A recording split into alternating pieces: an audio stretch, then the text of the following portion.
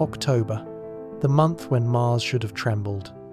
The red planet hung in its lonely orbit, thin clouds curling over ancient craters, while deep in the void, something brushed past close enough to disturb the invisible tides of plasma that sweep through the solar wind.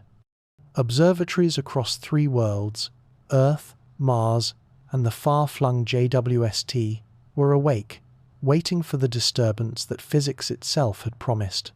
Yet when the moment came, there was nothing. Maven's magnetometers reported a silence so perfect it looked like an error. The Mars Climate Sounder and the ExoMars TGO orbiter scanned the skies for the faintest rise in dust density, the shimmer of ionized gas, the electrical hiss of a nearby interstellar body. The data flatlined. Across NASA's Goddard Flight Center, where models had predicted a surge between early and mid-October 2025, somewhere around the 10th, perhaps bleeding into the 12th, the graphs refused to blink. The plasma storm that should have swept through the Martian exosphere never arrived.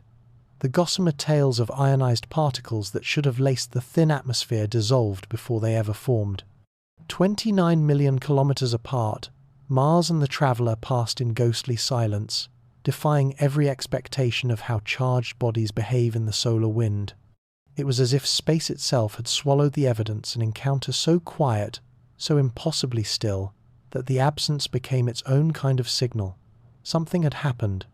Or maybe, something had refused to happen. Tonight, we embark on a new journey, where the theme of 3I Atlas and Mars, 5 things that don't add up, appears not only as a scientific phenomenon, but also as a question that challenges our imagination.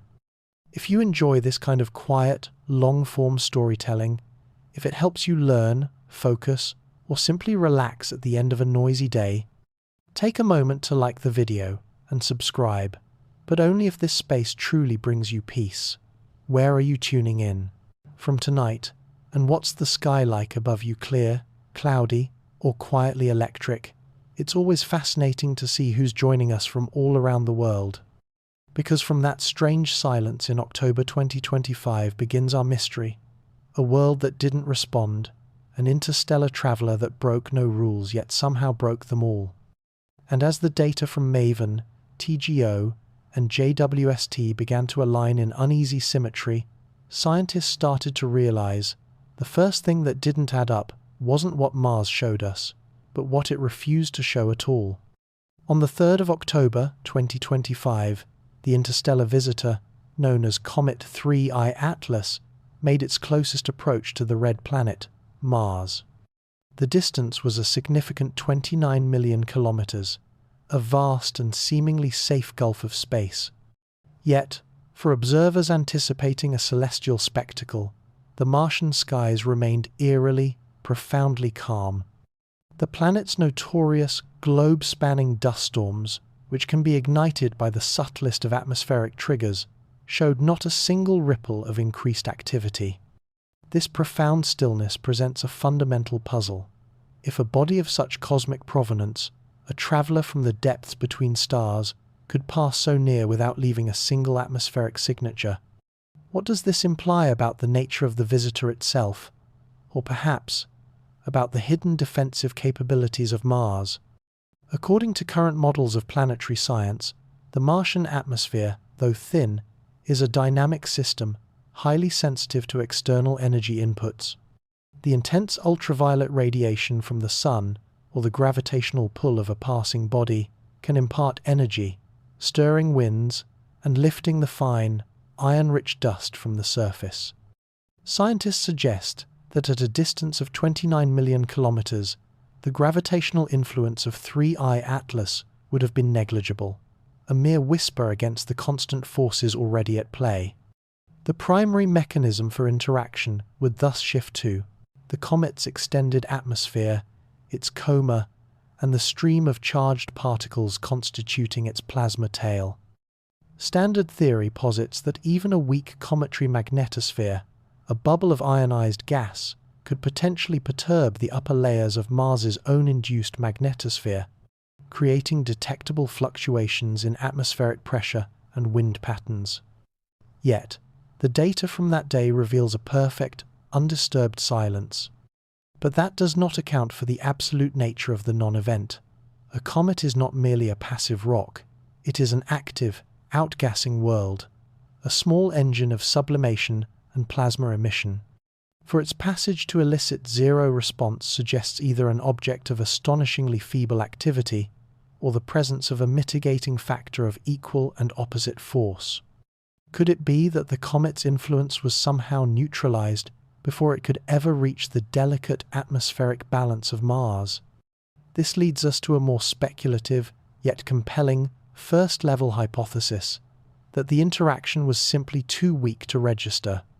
Perhaps the coma of 3I Atlas was far more tenuous than initial observations from Earth suggested. Its plasma tail so diffuse that its magnetic signature was lost in the background solar wind, like a single voice failing to carry across a stormy sea. Yet, if this traveler from the void was so inert, what processes of cosmic aging or insulation could render an interstellar object so passive? This notion of inherent weakness, however, is challenged by the very act of observation. The European Space Agency's fleet at Mars, the ExoMars Trace Gas Orbiter, and the veteran Mars Express successfully tracked the comet from their unique vantage points in orbit. These were feats of precision navigation, targeting an object exceptionally faint from that perspective, yet they confirmed the comet's passage and basic morphology. The data confirmed the comet was present and active enough to be seen. This contradiction forces us to consider a second, more intricate hypothesis, a hypothesis of cancellation. We must contemplate the possibility of a localized anomaly in the solar wind, a temporary tunnel or current of stabilized plasma pressure that flowed between the comet and Mars. The early perturbations from the comet's approach and the later disturbances from its departure may have arrived at the Martian magnetosphere in such a phased sequence that they destructively interfered with one another, their waves of energy perfectly negating each other and leaving the planetary environment in a state of undisturbed equilibrium. Is it possible that Mars was, by a near improbable coincidence, sheltered within a bubble of cosmic silence? The implications of such a perfect cancellation stretched the limits of probability, pushing us toward a third, and far more profound, level of speculation. What if the shield was not a transient feature of the solar wind, but a property of Mars itself? The planet possesses a complex and seasonally variable ionosphere, an electrically active layer at the edge of space. During periods of high dust activity, electrostatic forces can create vast, planet-scale electric fields. It is conceivable that a specific confluence of factors, Martian season, dust loading in the upper atmosphere, and the configuration of its crustal magnetic anomalies generated a temporary, invisible planetary shield. A global-scale electric field that acted as a buffer, smoothing out any external variations before they could propagate downward and stir the dust-laden lower atmosphere. This structure would not be a solid barrier, but a dynamic, electromagnetic lens that effectively flattened the incoming cometary influence. If such a phenomenon is indeed possible, what other hidden protective mechanisms might we discover woven into the fabric of seemingly hostile worlds? The data from the orbital assets provides a crucial yet puzzling piece of evidence. The images captured by TGO and Mars Express in the first week of October showed a coma with a distinct, slightly asymmetrical tilt towards the northwest, a morphology that stands in stark contrast to the more symmetrical structure observed by the Hubble Space Telescope back in July of the same year. This rapid evolution in the comet's dusty envelope suggests a volatile and dynamic nature, a body undergoing significant internal change on a timescale of mere months. How, then, can we reconcile this evidence of a dynamic object with its apparent failure to influence its celestial neighbour? The disparity between the comet's visible transformation and its lack of environmental impact deepens the mystery, suggesting that the answers may lie not in the comet alone, nor in the planet alone, but in the complex and poorly understood dialogue between them. Could the key to this enigma be found in the very substance of the coma, a material that behaves in ways our current physics struggles to explain? In the silent, perpetual night of space, two mechanical sentinels turned their gaze upon a single, enigmatic visitor. The Hubble Space Telescope, from its vantage point in Earth orbit, captured an image on the 21st of July, 2025, a perfect, symmetrical teardrop of dust and gas, a classical cometary form, drifting with serene grace. Yet, mere months later, at the beginning of October, the combined gaze of the trace gas, orbiter and Mars Express, stationed at the red planet, beheld a different reality. Their arduous data, painstakingly compiled, revealed a coma, twisted, its luminous hair swept not into a gentle droplet, but into an asymmetrical plume, leaning persistently towards the northwest. The same object, the same time, yet two profoundly different portraits. What unseen hand could have reached out to warp and twist that dusty hair in the void between two worlds? According to current models, the most straightforward explanation lies in the simple geometry of perspective. Hubble observed the object from one angle, while the Martian orbiters viewed it from another, separated by millions of kilometers. A cometary coma is a three-dimensional structure, and a shift in viewpoint can dramatically alter its two-dimensional projection. What appears as a symmetrical teardrop from one location could indeed manifest as a lopsided fan from another. This is the first, most conservative hypothesis, a reminder that our perception is often a prisoner of our vantage point. But does a mere change in angle fully account for the stark, directional nature of that northwestern lean, a feature so pronounced it suggests not a trick of light, but a fundamental asymmetry in the object's very heart? To resolve this, we must journey closer to the source. The second level of hypothesis proposes a dynamic and volatile core. Hubble's initial data suggested a nucleus on the kilometer scale, a mountain of ice and rock tumbling through the void.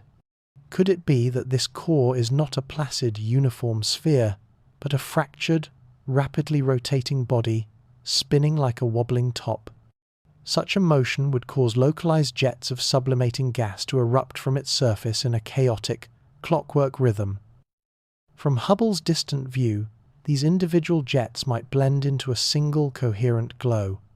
But from the closer, more intimate perspective of the Martian orbiters, the dominant influence of a single, powerful jet pointing northwest could become apparent, sculpting the entire coma into its skewed form.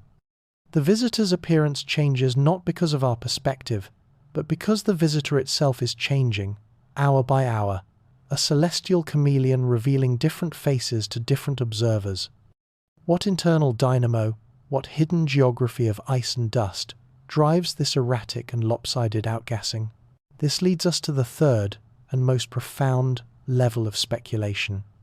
What if the asymmetry is not a temporary state, but a permanent scar, a testament to an ancient and violent history?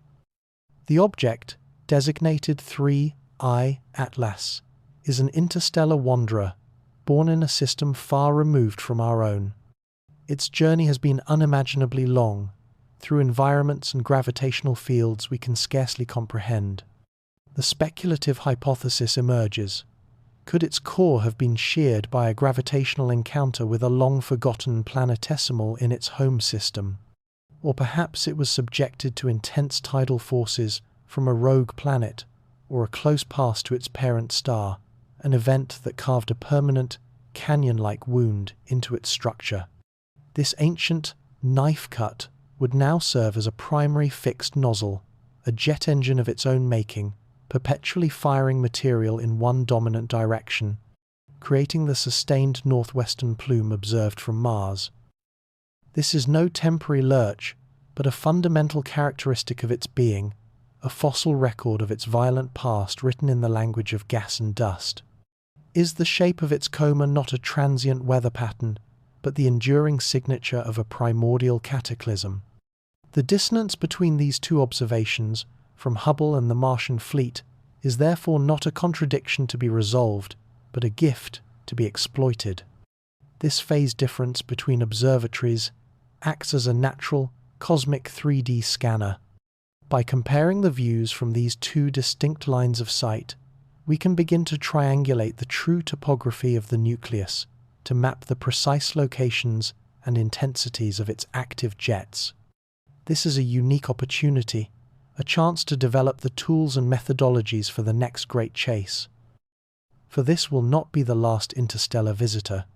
Future missions may be launched to rendezvous with the next Oumuamua, or 3I Atlas that passes through our system. The data from this event provides the crucial blueprint, teaching us how to remotely diagnose the volatile and dynamic nature of these nomads from afar, to understand their geology before we ever lay a physical probe upon their surface. The differing portraits are the key to unlocking the true architecture of this wanderer's heart. Yet, as we ponder the visible, twisted form of the coma, a deeper, more fundamental mystery begins to surface, one that concerns not what we can see, but what we cannot feel. The object's trajectory was calculated to bring it skimming past the orbit of Mars, a close passage in the grand scale of the solar system. Models run at the NASA Goddard Space Flight Center, based on the behavior of native comets, predicted a significant interaction. As 3I Atlas moved through the solar wind near Mars, its coma should have created a detectable bow shock, a ripple in the plasma of space that would have been recorded as a clear and pronounced electromagnetic signature by instruments aboard spacecraft like MAVEN. The stage was set for a measurable conversation between the visitor and our local space environment. But the record, from the 1st to the 4th of October 2025, tells a different and far quieter story. The plasma fluctuations were there, but they were subtle, faint, weaker than any model had foreseen. The object passed by, a ghost in the machine, its visible presence betrayed by its electromagnetic silence. If its coma is so active and complex, why did it fail to stir the magnetic waters of interplanetary space as expected? The trajectory of the interstellar object designated 3I Atlas brought it perilously close to the orbit of Mars, a region where solar winds and planetary magnetic fields create a complex and dynamic plasma environment. Our models, refined by decades of data from orbiters like MAVEN, predicted a specific signature.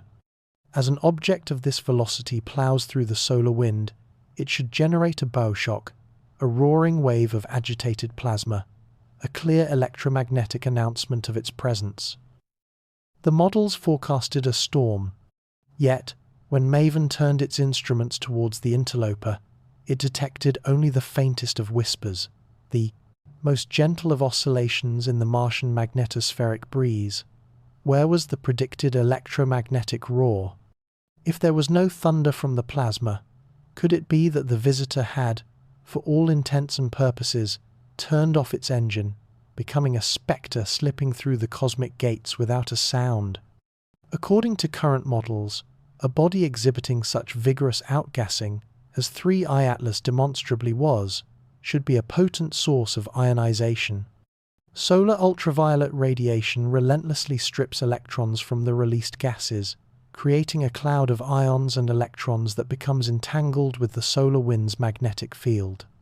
This interaction is what should produce the telltale plasma signature, a phenomenon we have observed with countless comets within our own solar system.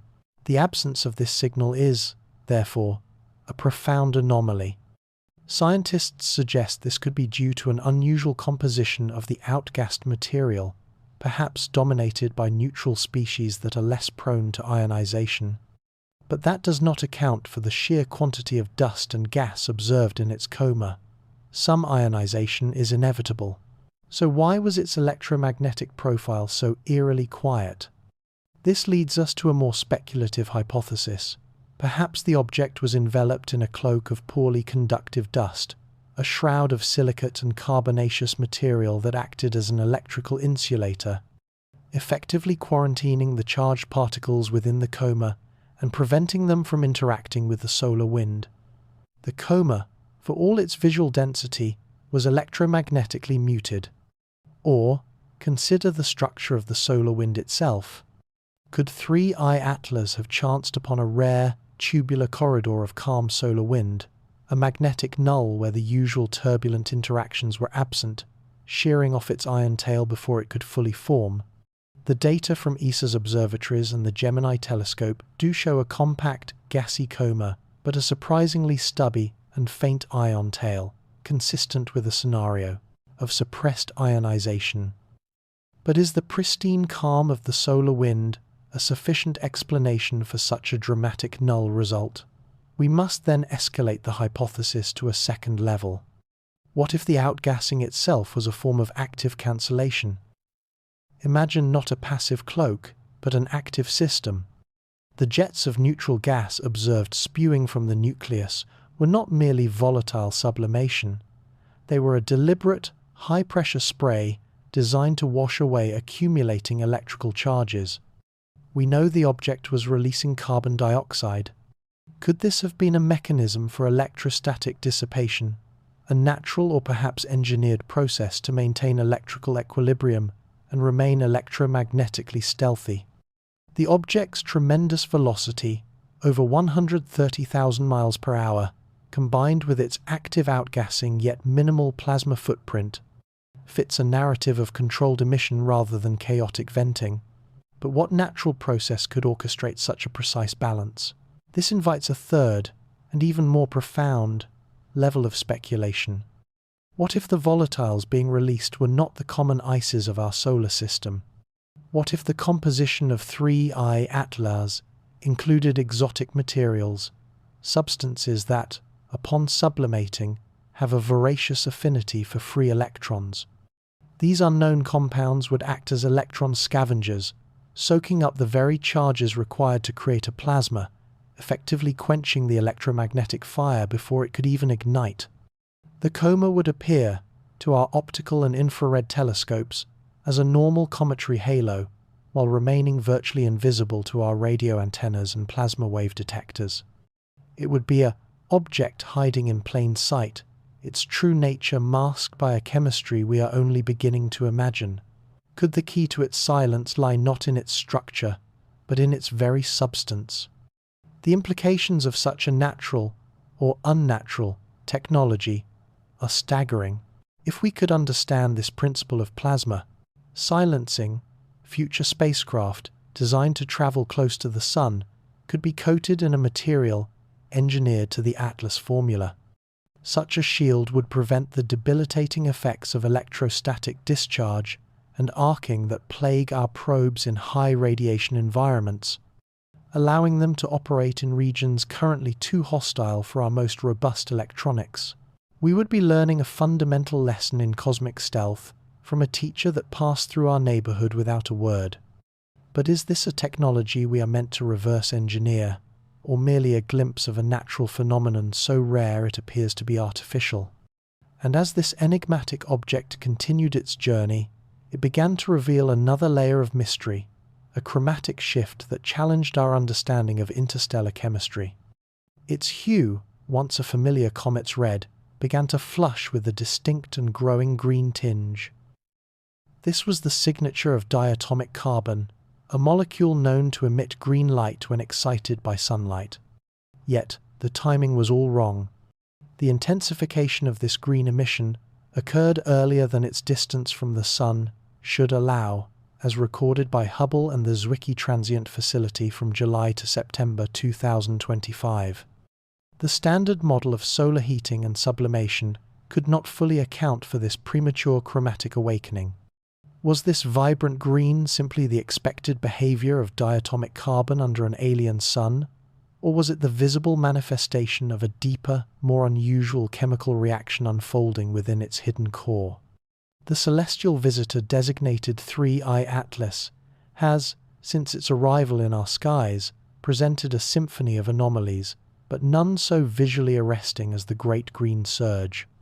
From July through September of the year 2025, observatories across the globe recorded a dramatic and unexpected intensification of the diatomic carbon emission band. the characteristic green glow of the comet's coma. This was not merely an increase in brightness, it was a temporal dislocation. The C2 molecules were flashing into their vibrant state far earlier in the comet's approach to the Sun than any conventional model could account for, as if the object itself was operating on a clockwork of its own devising. The standard narrative dictates that a comet's volatility is a direct function of solar heating. As ices sublimate, they release trapped gases and dust, creating the coma and tails. According to current models, the early activity of a comet is dominated by highly volatile ices, such as carbon monoxide, with more complex molecules like diatomic carbon, requiring greater insulation to be liberated and subsequently dissociated from their parent molecules. The initial data from 3I Atlas, however, presented a profound contradiction. Here was a comet, still at a considerable heliocentric distance, already exhibiting a coma rich with C2, a species that should have remained dormant. The early and intense green hue suggested a reservoir of carbon-bearing volatiles that were unnervingly eager to enter the gas phase. Could the simple physics of solar irradiation truly account for such a premature and vigorous outburst?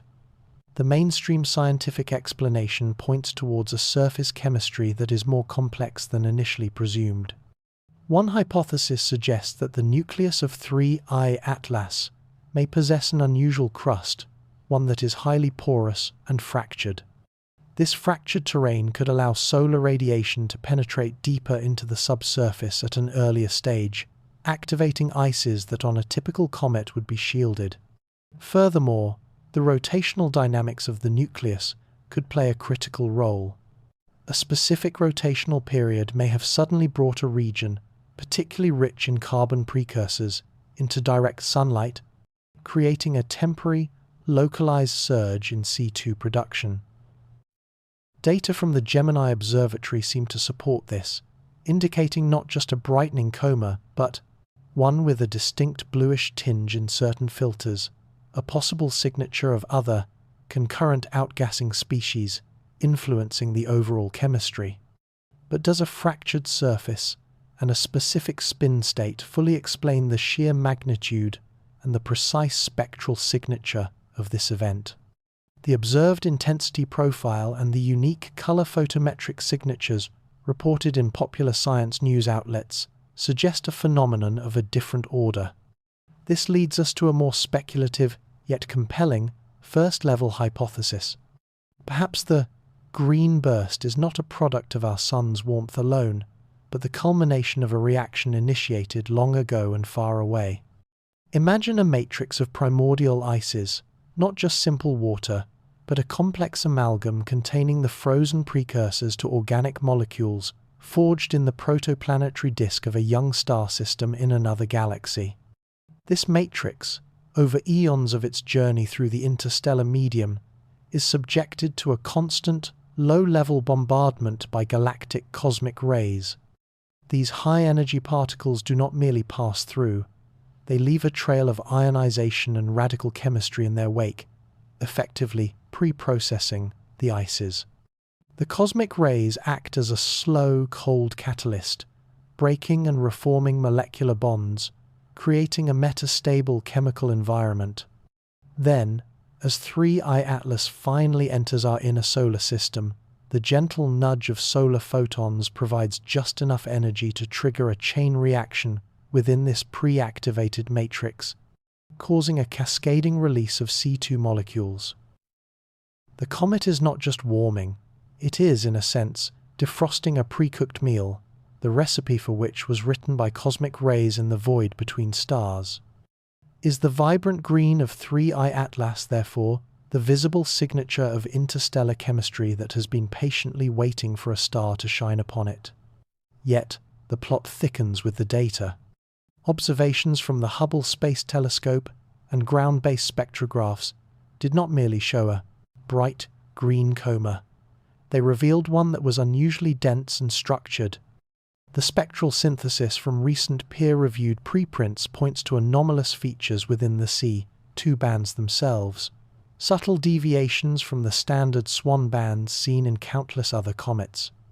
These are not random noise, they are fingerprints of an excitation process or a molecular environment that is non-terrestrial in its nature. The activity profile itself is the most telling clue. The increase in C2 production occurred while the comet was still quite far from the Sun, a region where solar heating is minimal. This forces us to consider a second-level hypothesis, one that moves beyond a simple, pre-activated ice matrix. What if the catalyst is more specific, more potent? The presence of certain rare or isotopically anomalous metal particles, such as nickel or iron, with a peculiar crystalline structure embedded within the ices, could serve as a powerful localized catalyst. As the ices begin to sublimate, these metallic particles are exposed, and their surfaces could lower the activation energy required for the formation of C2 from larger organic molecules, causing a localized green explosion. This would not be a slow, steady release, but a violent, catalytic event, explaining the sudden and intense surge. Could the anomalous spectral features be the telltale sign of a metallic chemistry that is uncommon in our own solar system? This concept of a catalyzed release invites a third, and more profound, level of speculation concerning the very structure of the object. The standard, dirty snowball model of a cometary nucleus is one of a relatively homogeneous, if stratified, mix of ices and dust. But what if 3I Atlas is not a simple conglomerate? What if its core is a multi-layered, almost geological entity? The first-level hypothesis posits a surface chemistry that is hot despite a cold surface. The second level introduces a catalytic trigger for that chemistry. The third level proposes an architecture that makes such a sustained phenomenon possible.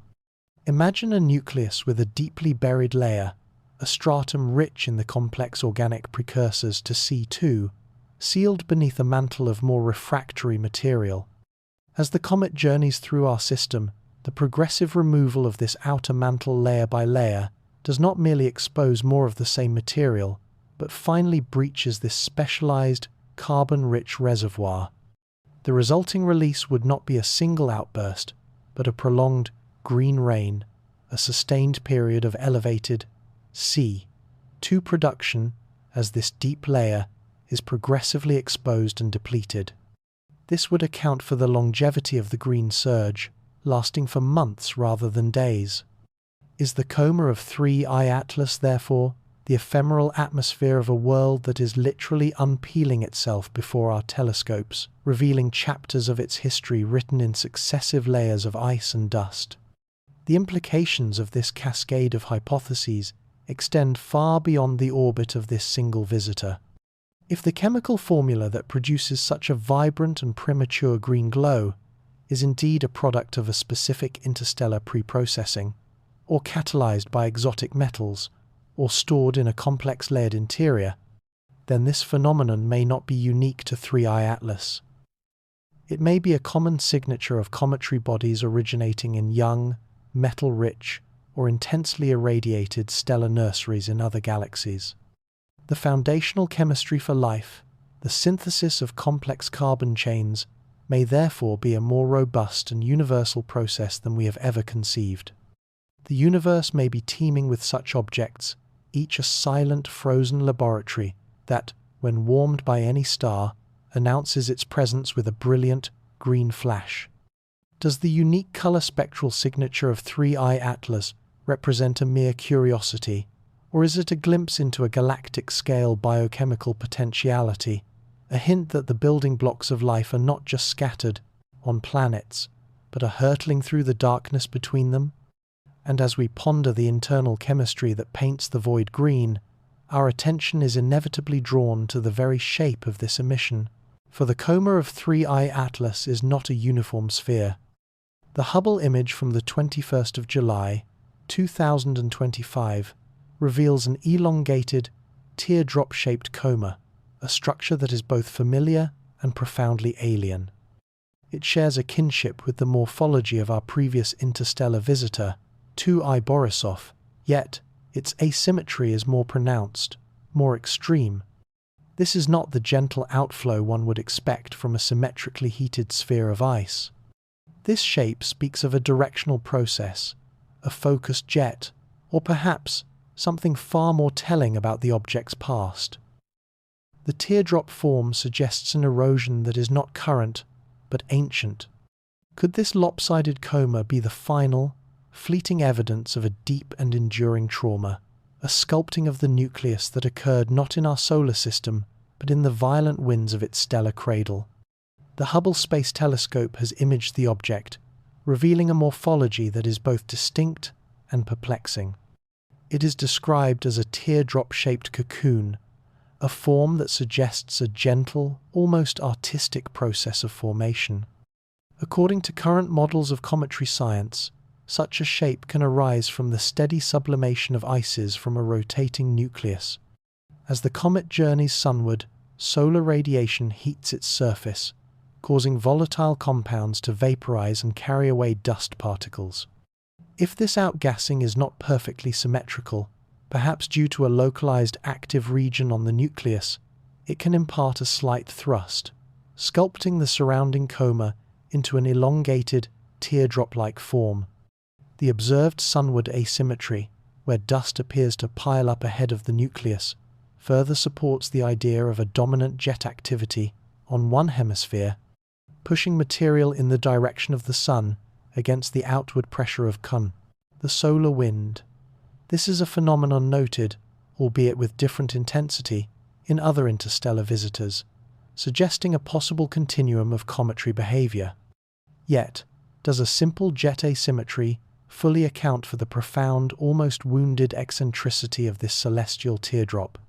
The very shape of this cosmic droplet hints at a deeper, more violent history etched into its very structure. The pronounced, lopsided teardrop is not merely a product of current activity, but could be a geological scar, a fossilized record of a traumatic past.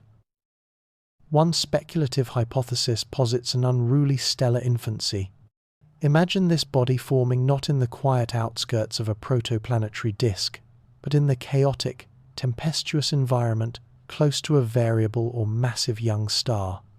In such a stellar nursery, the object would have been subjected to a relentless, savage stellar wind, a torrent of charged particles far more intense than our own sun's. This ancient wind, acting like a cosmic sandblaster, could have systematically eroded one entire hemisphere of the primordial nucleus, carving away ice and rock and sculpting the core into a fundamentally asymmetrical shape long before its interstellar journey began. The teardrop form we see today, then, would not be a transient feature, but the enduring silhouette of a core that was pruned and cut in its youth. Could the very geometry of an interstellar object serve as a paleontological record, preserving the atmospheric conditions of its long-lost stellar cradle? The narrative of its sculpting may be even more dramatic. A second, more catastrophic hypothesis must be considered. Perhaps this object did not merely endure a constant stellar gale, but passed through the formidable shock wave of a supernova remnant. In the aftermath of a stellar explosion, expanding waves of debris and energy propagate through interstellar space. Should a primordial body be caught in such an event, one side would be exposed to an immense, instantaneous pulse of radiation and pressure.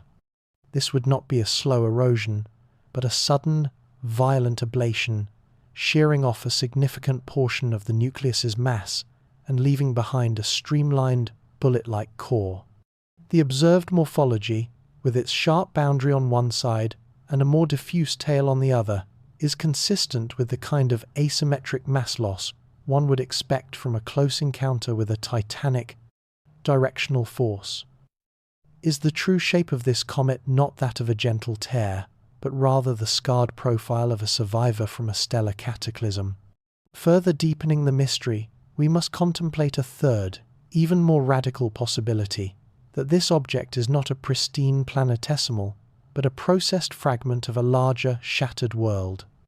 Imagine a distant ice giant, a Pluto-like body orbiting a star in the frigid depths of its system.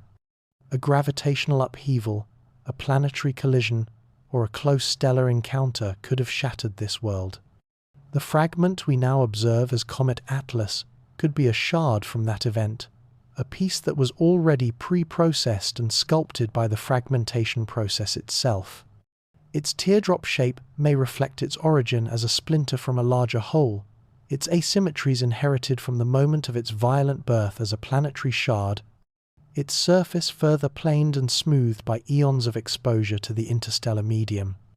Are we not looking at a simple comet, but rather at a piece of geological driftwood, a relic from a destroyed planetary system that has been sanded down by its long journey between the stars? The implications of its structure are best understood by examining it across three escalating levels of complexity. At the first level, we observe the surface topography.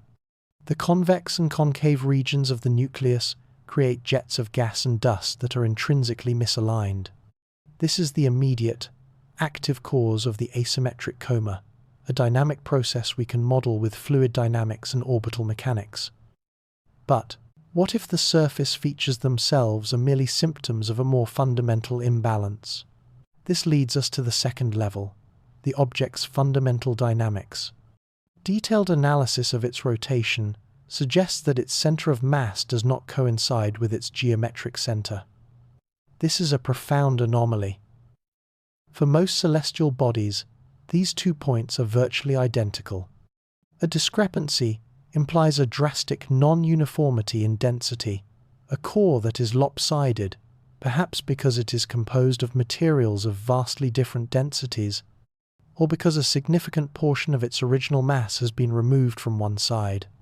This off-center mass would cause the object to wobble and precess in a complex, unstable manner, its rotation itself a testament to an internal asymmetry. Does this wobble hold the key to mapping the object's internal structure and, by extension, the history of the mass it has lost?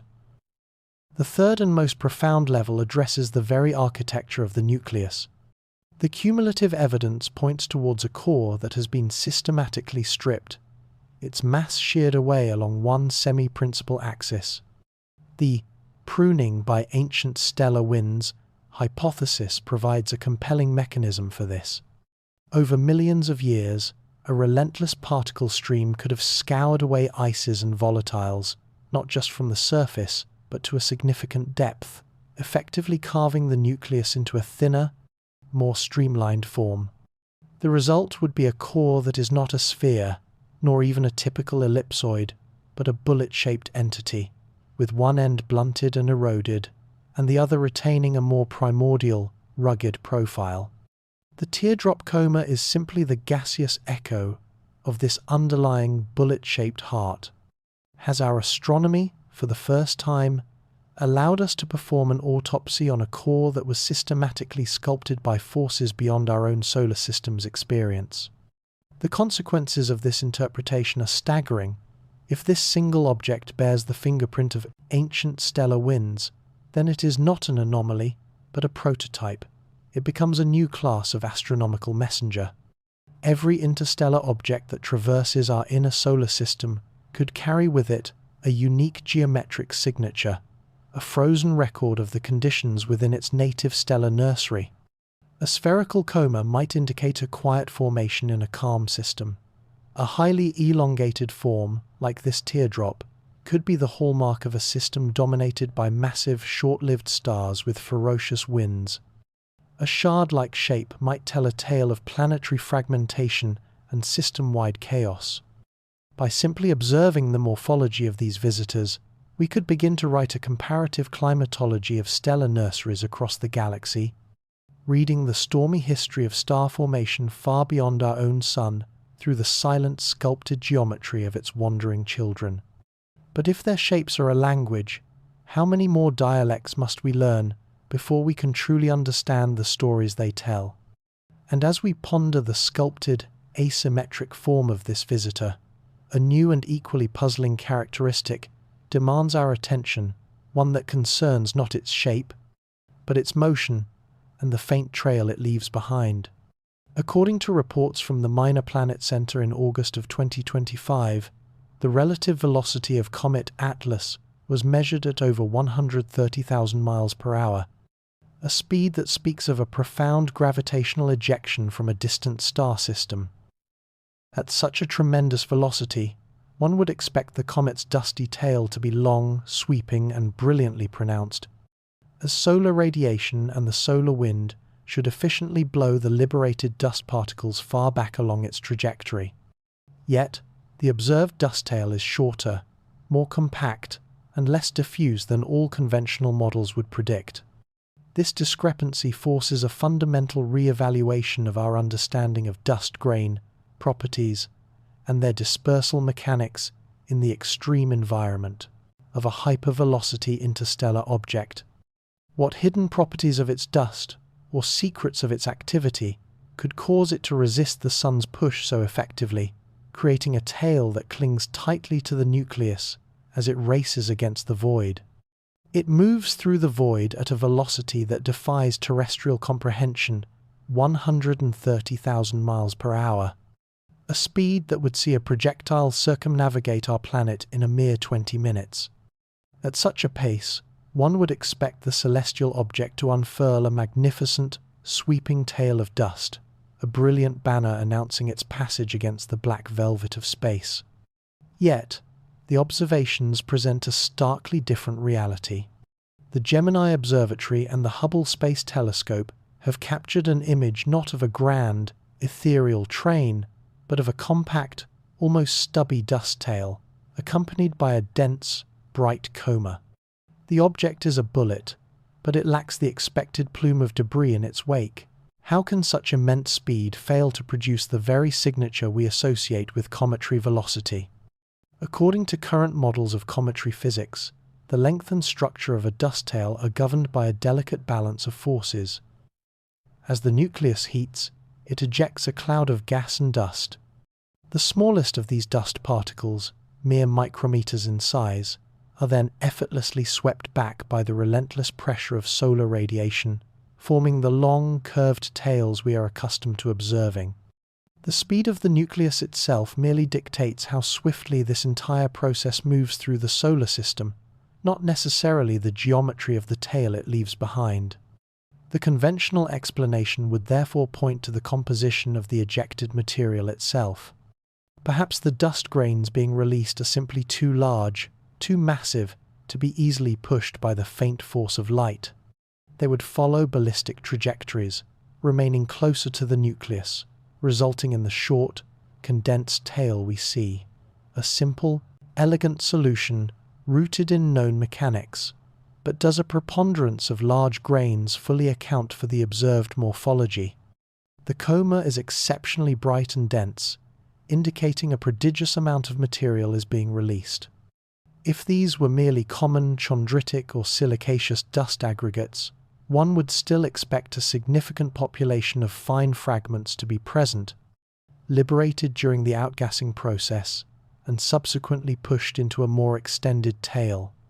The near-total absence of such fine material suggests a more profound anomaly. What if the dust is not only large but possesses an anomalous density, a conglomerate of ultra-heavy elements or metallic compounds forming what could be described as celestial buckshot? Such grains would possess immense inertia, resisting the radiation pressure that sculpts the tails of ordinary comets, clustering stubbornly around the nucleus in a tight, gravitationally bound cloud. Could the very fabric of this object be woven from materials far denser than anything our solar system's comets have to offer? This leads to a second, more speculative hypothesis.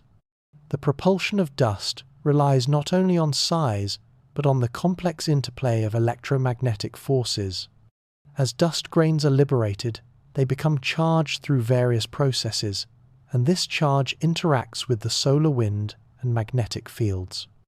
What if, within the coma of this object, a unique plasma environment exists that actively neutralizes the electrical charge on these dust particles? Without this charge, the primary mechanism for their dispersal and acceleration, the radiation pressure, would be significantly less effective. The particles would be emitted, but not inflated by the solar wind, resulting in a compact collapsed tail structure. It is as if an invisible field suppresses the very forces that should be sculpting its visage. Is it possible we are witnessing not just a passive physical property, but an active, dynamic suppression of a fundamental cometary process? Yet, there is a third, even more intriguing possibility. The data suggests not just an absence of fine dust, but a peculiar cohesion in the coma's structure. This points toward the existence of a binding agent. Imagine not a dry, rocky regolith being blown off the surface, but a sticky, tar-like substance rich in complex organic molecules. This cosmic glue would cause the dust grains to clump together into large, tenacious aggregates from the moment of their release. These macroscopic chunks, bound by this organic mortar, would be far too massive to be swept into a long tail. The outgassing would then resemble the shedding of dense, cohesive clumps rather than the dissemination of a fine powder. Could the interior of this body be a primordial repository of thick, organic sludge, a material that acts to lock the dust in place, preventing the formation of a traditional tail? We can thus structure the anomaly in escalating tiers of strangeness. The first level is the simplest, a short tail due to large grain size, a plausible, if unusual, circumstance. The second level introduces a bipolar distribution. What if the object did, in fact, possess fine dust, but a mechanism, perhaps an intense early period of heating as it approached the inner solar system, effectively vaporized all the smallest, most volatile particles before they could be pushed into a tail? This would leave behind only the larger, more resilient grains, creating the observed compact coma. Was the initial outgassing event so violent that it acted as a filter, purging the population of propelled dust? This culminates in the third and most profound level. The core itself is engineered to retain its material. It is not merely that the dust is large or was filtered, but that the very mechanism of outgassing is constrained by the nucleus's composition.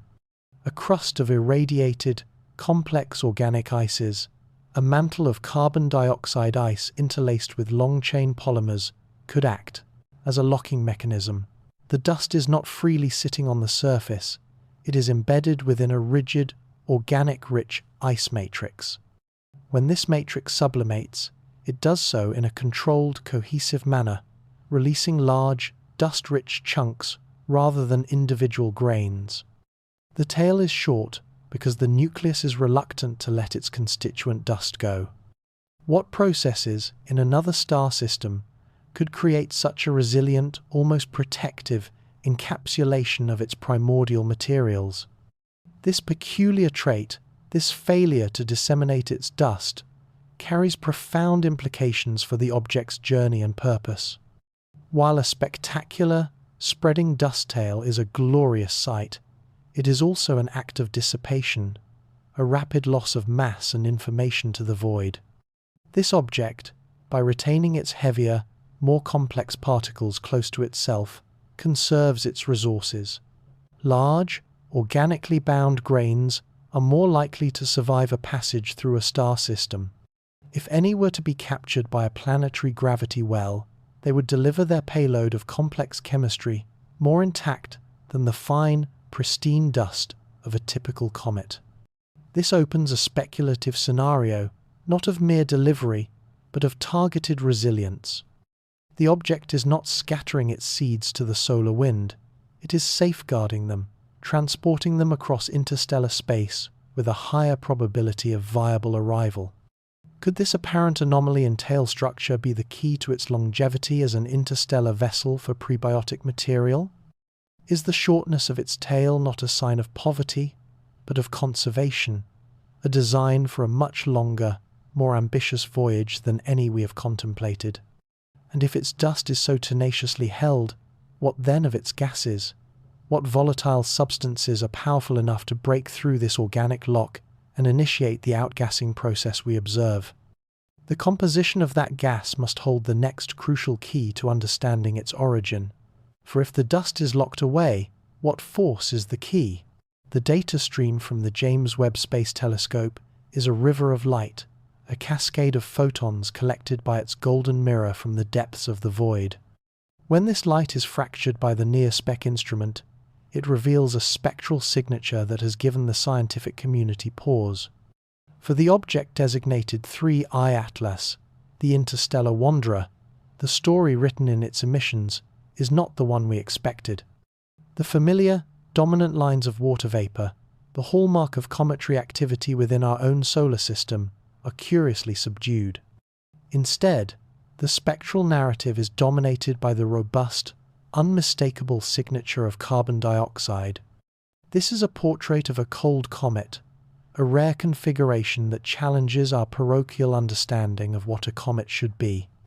According to current models, a comet awakening from its slumber should exhibit water ice sublimation as its primary driver, its volatility dictating the coma's density and the tail's brilliance. Yet here, in the pristine data from late summer 2025, we see a different protagonist. Could it be that the fundamental chemistry of star formation is more varied than we ever conceived? Or does this object hail from an environment so alien that our own solar system provides no adequate analogue? The mainstream scientific explanation points to the primordial conditions of a protoplanetary disk. In the cold, dark reaches far from a nascent star, carbon dioxide ice can form a significant fraction of the available volatiles. A body coalescing in this frigid zone, a place where even water is frozen solid, would naturally inherit a crust and mantle rich in carbon dioxide. As this object is warmed, even by the feeble starlight of the interstellar medium, the carbon dioxide, with a sublimation point higher than that of other supervolatiles, like carbon monoxide but lower than water, would be the first to stir, creating a tenuous coma long before water ice even begins to awaken. This is a rational, physics-based interpretation. It suggests we are merely witnessing the natural outcome of a specific birth environment. But that does not account for the sheer intensity of the carbon dioxide signal, a persistent and overwhelming outgassing that seems to defy the gradual heating process one would expect from a solitary, dark object. What if the carbon dioxide is not merely a surface frost, but the very substance of its outer being? This leads us to the first speculative hypothesis. Imagine that 3I Atlas was not born in the relative warmth of a system's inner or middle disk, but at the very cold edge of an ancient, metal-poor star system, a place where the building blocks were scarce and the temperatures hovered just above absolute zero for billions of years. Here, the agglomeration of ices would be a slow, patient process, creating a body with a distinct, layered composition. Its core, a relic of that earliest formation, could be rich in water and silicates, but shielded by a mantle of incredible thickness, a mantle dominated not by water, but by carbon dioxide. This object would then be a time capsule from the outermost ramparts of an alien solar system. But what force could dislodge such a deeply bound object from its gravitational cradle and cast it into the galactic darkness? To answer that, we must consider a more profound and chilling possibility. For an object to be ejected from its home system, the gravitational dynamics must be violent, often involving a close encounter with a giant planet. But what if 3I Atlas was never truly bound to a single star? Our second hypothesis proposes that this comet did not form in the disk of a star at all, but instead coalesced in the cold, dense heart of a molecular cloud, a stellar nursery where no sun yet shone. For eons, it lay frozen in this cosmic incubator, a dormant seed in a vast, dark womb, its structure annealed by the pervasive cold. It was only when a passing star, or the shockwave from a distant supernova, disrupted the cloud that this fossil was liberated, set adrift with a composition unaltered by stellar proximity. Is 3I Atlas, then, not merely an interstellar traveller, but a prestellar relic, a messenger from the time before its system star was even born? The empirical evidence continues to mount, reinforcing the anomaly. While the James Webb Space Telescope's findings from August and September 2025 highlighted the greenhouse gases, concurrent observations from the trusted Hubble Space Telescope confirmed the object's cometary nature, displaying clear activity at a tremendous distance from the Sun, a region where most solar system comets would still be inert.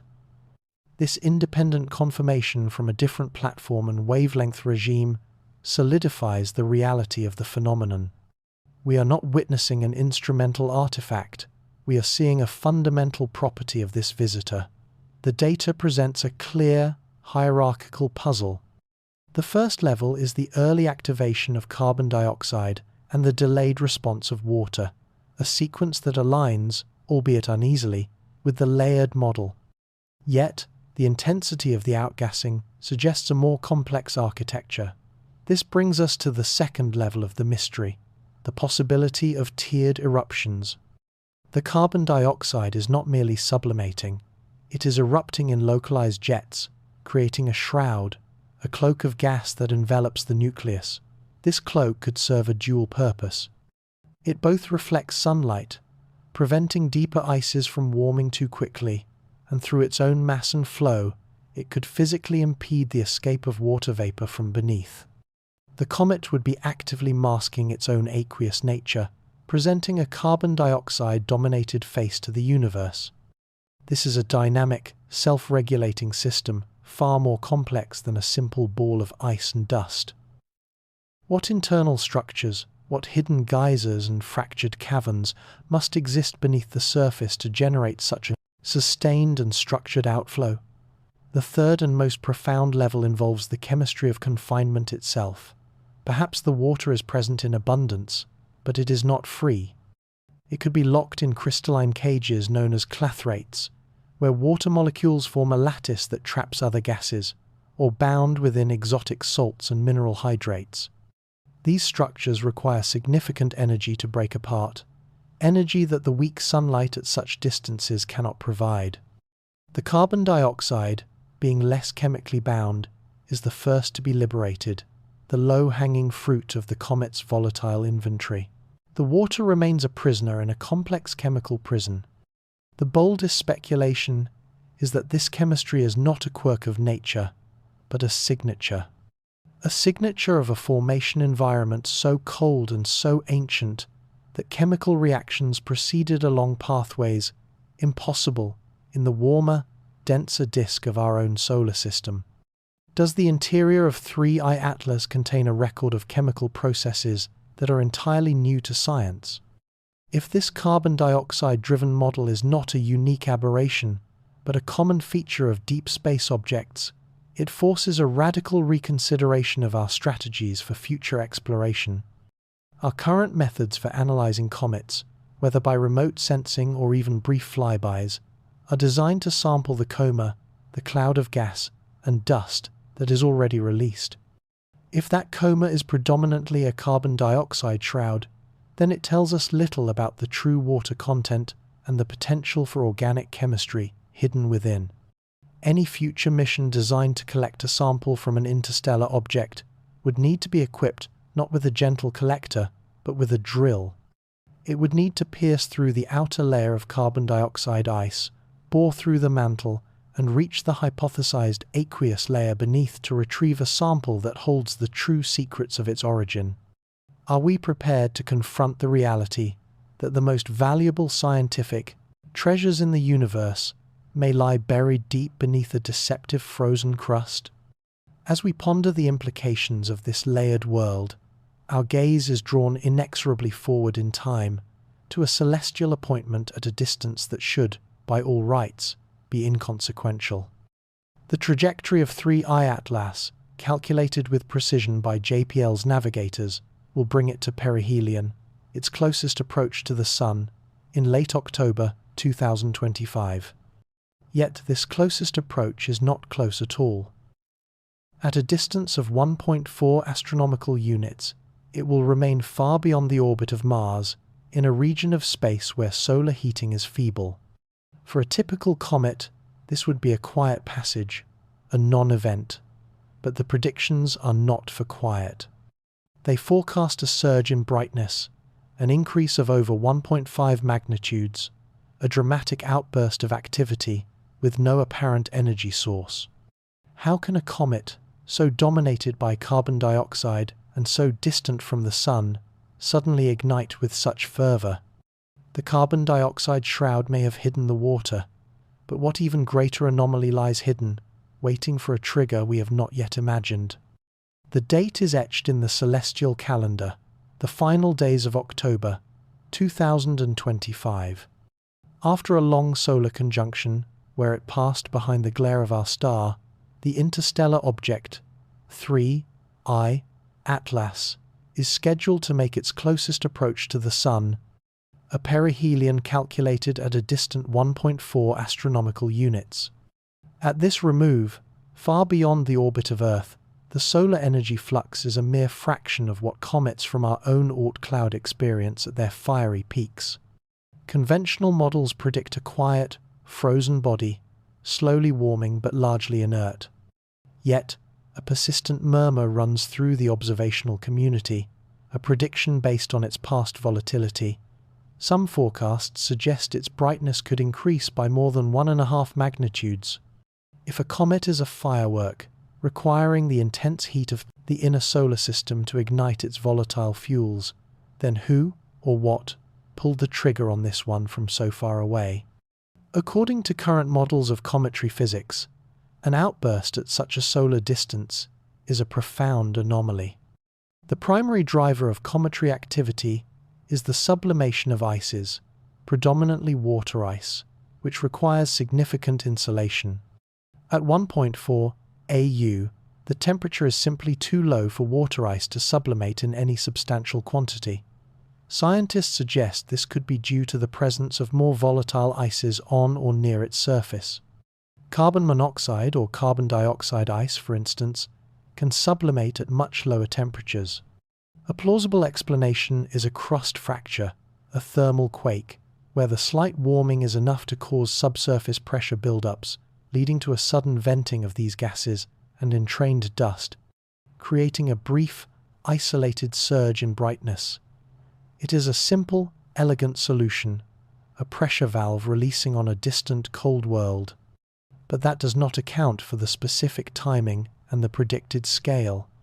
Why would such a fracture occur precisely now, and with such potential force? The very nature of this object, born around another star, forces us to consider exotic possibilities. What if its composition includes materials not commonly found in our solar system? One speculative hypothesis posits the existence of a layer of exotic matter within its matrix, perhaps a form of dark matter particle with unique absorption properties. These particles could act as a hyper-efficient energy sink, absorbing electromagnetic radiation across a broad spectrum and converting it into intense localized heat, creating subsurface hotspots that violently expel material far from the Sun's direct influence. Could the catalyst for this distant eruption be a fundamental component of the cosmos we have yet to properly identify? The data point is stark and unambiguous.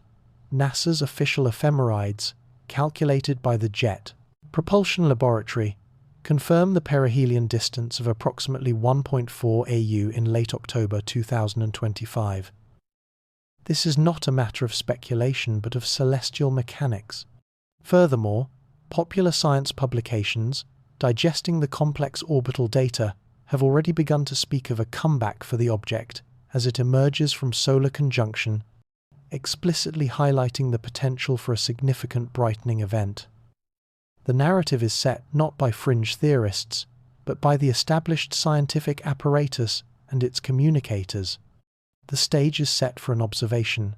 The initial brightening, should it occur, would be classified as a level 1 event, a singular outburst, a single powerful jet of gas and dust erupting from a localized region on the nucleus.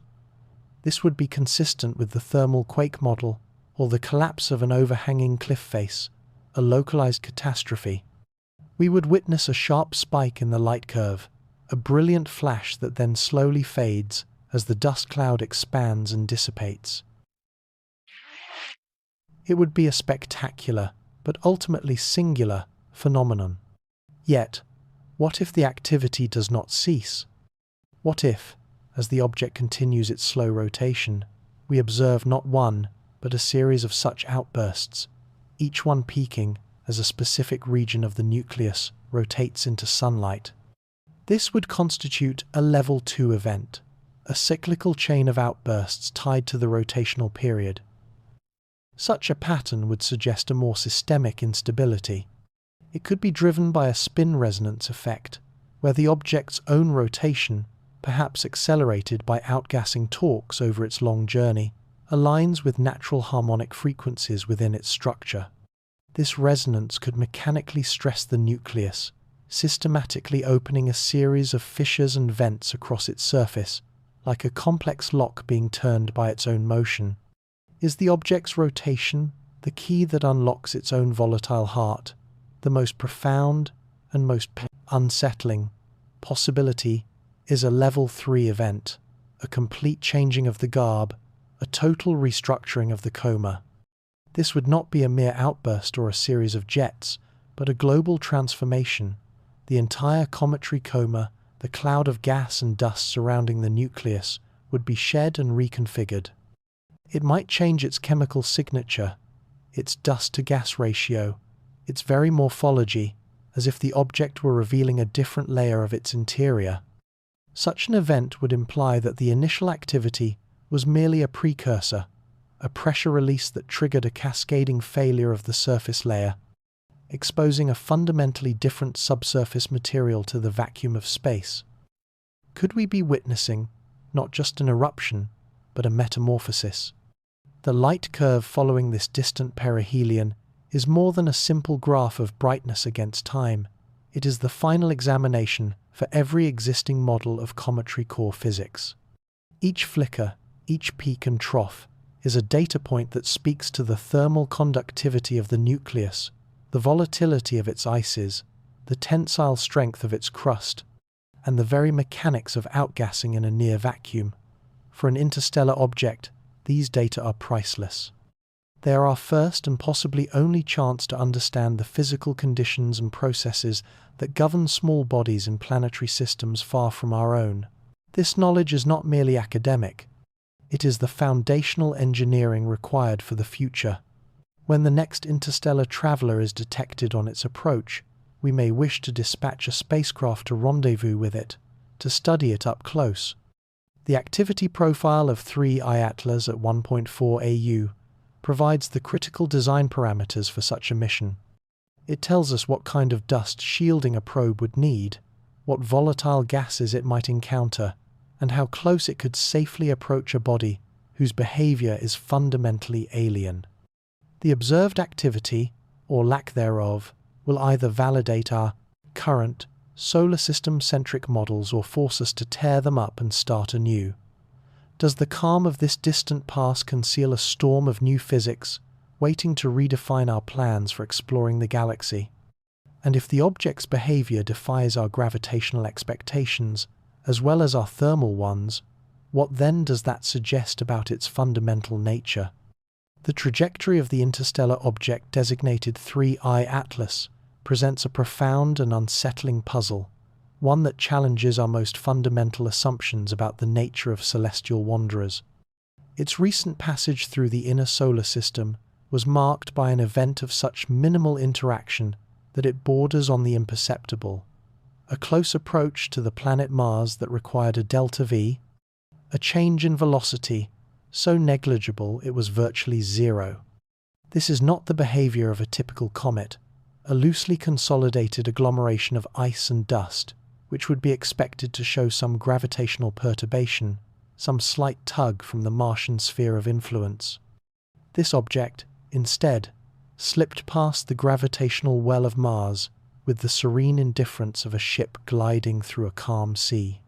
Does this imply that 3I Atlas is not a fragile, porous body, but rather a singular, dense mass of immense inertia, resistant to the subtle pushes and pulls of planetary forces? According to current models of planetary science, a comet's trajectory is a delicate dance dictated by gravity and outgassing. As a comet approaches the Sun, volatile ices within it sublimate, creating jets that can act like tiny thrusters, subtly altering its path. The gravitational influence of planets, even at a distance, further sculpts this path in predictable ways. Scientists suggest that the minimal delta V observed during the Martian flyby could be attributed to a fortuitous orbital geometry, a perfect alignment of approach vectors that resulted in a near-grazing encounter, effectively cancelling out the net gravitational effect. It is a plausible, if exceptionally rare, celestial coincidence. The object's overall trajectory, as meticulously calculated by observatories around the world, confirms it poses no threat to Earth, a fact that provided some comfort to the astronomical community. The close monitoring campaign by ESA and NASA throughout early October 2025 confirmed this was a distant flyby, an event devoid of the significant gravitational disturbances one might anticipate. But that does not account for the absolute stillness of its passage. A conventional body, even on a perfectly calibrated flyby, would exhibit some minute oscillation, some detectable whisper of interaction with the Martian gravity field. The data from 3I Atlas showed nothing of the sort. Its velocity remained constant, its path unswerving, as if it were a thing utterly apart from the gravitational fabric of our solar system. This leads us to the first level of a more speculative hypothesis, that the object possesses a moderate mass distributed in a unique geometry, an aerodynamic shape, in a gravitational sense, designed or evolved to slip through gravitational fields with minimal interaction. Could its form be a kind of natural stealth technology, allowing it to navigate the cosmos without leaving a traceable wake? This initial hypothesis, however, feels insufficient to explain the profound quiet of its flight. We must therefore advance to a second, more radical level of conjecture. Perhaps the key is not merely its external shape, but its internal architecture. What if the mass of 3I Atlas is not uniformly distributed, but is instead radically heterogeneous? Imagine a body with a porous, low-density outer shell, but harboring within a core of extreme concentration. This would grant it a deceptively high moment of inertia, making it incredibly difficult to perturb, to lurch from its set course. Its gravitational signature would be complex, potentially creating localized fields that, when interacting with a planet's own field, could produce a net null effect under specific conditions. Is it possible we are observing not a simple rock, but a constructed or naturally evolved object with a highly engineered mass distribution? The most profound and unsettling hypothesis resides at the third level. We must consider the composition of this hypothetical core. What if it is not merely concentrated rock, but a nucleus of superdense material?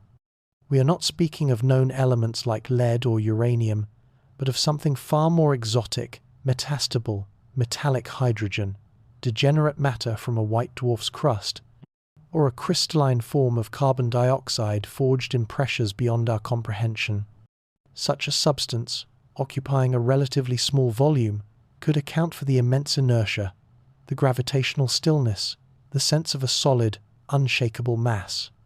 This object would not be a fluffy snowball from the cosmic void, but a hardened nugget, a relic from an environment of unimaginable pressure, now sailing through the comparative emptiness of interstellar space. What natural process, or what hand, could forge such a singular and resilient artifact? The implications of this possibility are staggering for our future. Humanity is only beginning to contemplate strategies for planetary defense, methods to deflect a threatening near-Earth object. Our models are built upon the physics of rubble piles and icy conglomerates objects we can push, or nudge, or disrupt. But what if we were to encounter a future 3I, a heavy nucleus object, on a collision course with Earth? A kinetic impactor would likely shatter against its surface. A gravity tractor would find no purchase on its immutable course, and even a nuclear device might merely scratch its superdense shell. our entire defensive paradigm would be rendered obsolete. How would we escort or divert a visitor that seems to obey the laws of gravity only when it chooses to? This gravitational enigma forces for us to look backward, to trace the path that brought this silent traveler to our doorstep. The trajectory of 3I Atlas has been reverse-engineered, its origin plotted across the light years. The calculations point to a void, a deep and star-poor region between the Orion and Perseus spiral arms of our galaxy. There is no obvious point of origin, no stellar nursery or dying star from which it could have been ejected. This path does not correspond to the past orbital motion of any known nearby star within the last 4.3 million years. It appears to have journeyed for eons in the profound darkness between the stellar communities of our galaxy. Is it a solitary wanderer from the galactic halo, a relic from a time before our solar system was born, now making a fleeting passage through our illuminated corner of the cosmos? This lack of a stellar parent is deeply troubling. Conventional astronomy tells us that interstellar objects are ejected from their native star systems through gravitational interactions, typically with giant planets. They are cast out, becoming cosmic orphans, but they always carry with them the kinematic signature of their birthplace. The fact that 3I Atlas shows no such connection to any local star suggests a far more ancient and isolated history. It may have been wandering the Milky Way for billions of years, a fossil from the era of galactic formation. Its composition, its density, its very nature could be a sample of the primordial material from the thick disk of the galaxy, a place of old stars and even older mysteries. What secrets of the galaxy's youth are locked within its dense, unyielding core? Yet, the void from which it came offers no answers, only deeper questions. If no nearby star provided the gravitational slingshot that sent it hurtling in our direction, what other mechanism could have set its course? The serene minimalism of its Martian flyby now seems to echo the profound silence of its origins.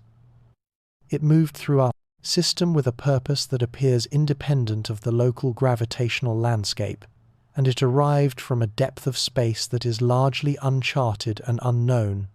This combination of traits paints a portrait of an object that is not merely passing through, but is fundamentally other. Could its journey be the result not of chaotic stellar dynamics, but of a different kind of navigation, one whose principles we have yet to grasp?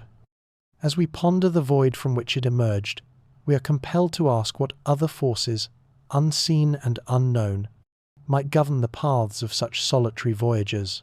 We begin our search, not at the point of discovery, but in the deep past, tracing the trajectory of the interstellar object designated 3I Atlas, backwards through the silent ocean of time and space.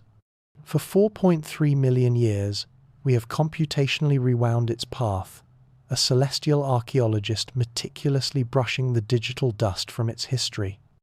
The gravitational pull of every star, every known massive body, has been accounted for in this grand cosmic reconstruction.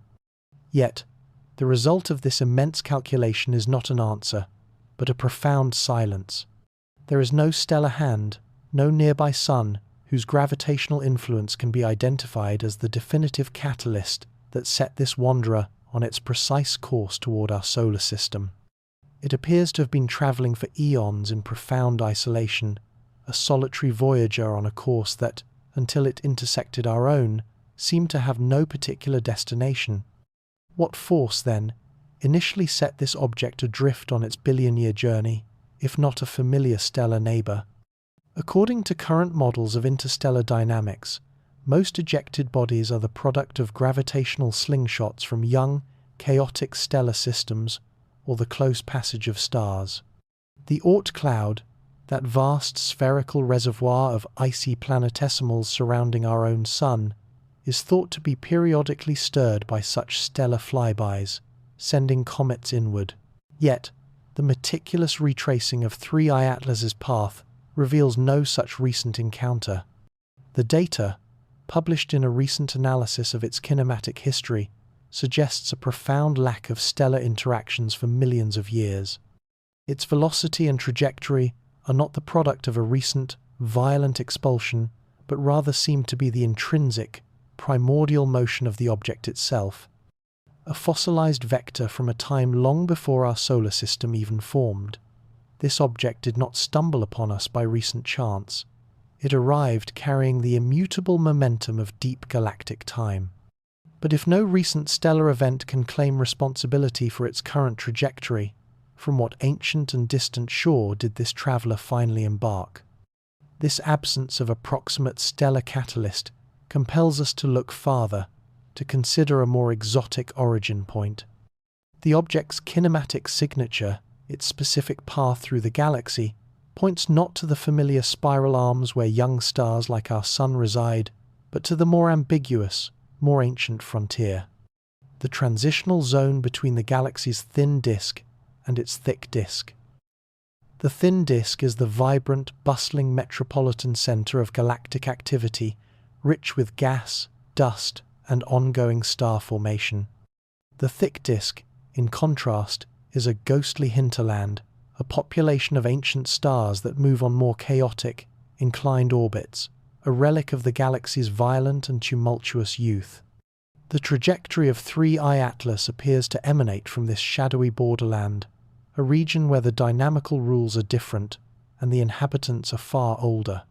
Could this object be a messenger from this forgotten galactic periphery, a place where time itself flows differently? This leads us to our first speculative hypothesis. Perhaps 3I Atlas is not merely an interstellar object, but an ancient wanderer, a relic, over 10 billion years old. Its chemical composition, as inferred from its brief and enigmatic visit, lacks the heavy elements forged in countless generations of stars that enrich the thin disk. This metallicity is a chronometer, and it points to a birth in an era when the galaxy was young, its disk still settling from the chaotic mergers that defined its formation.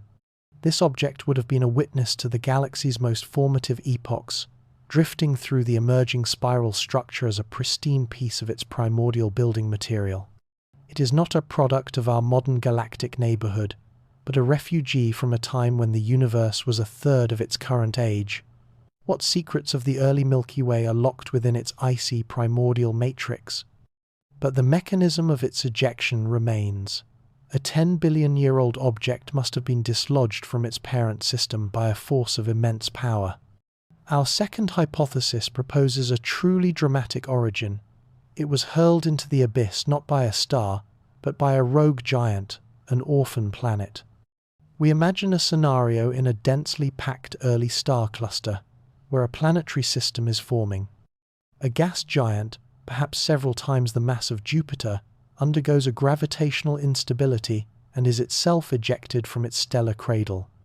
In the process, this departing behemoth acts as a gravitational catapult, scattering smaller bodies like 3I Atlas in all directions, imparting upon them the hyperbolic velocities that would define their eternal exile.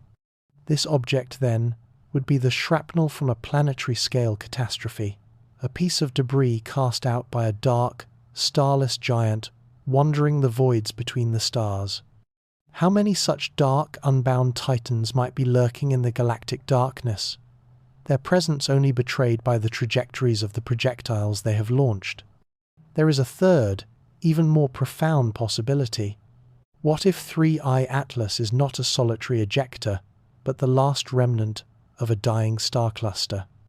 In the early galaxy, stars were often born in large, compact clusters. Over cosmic time, the gravitational tides of the galaxy have stripped these clusters apart, scattering their constituent stars and planetary debris across the Milky Way.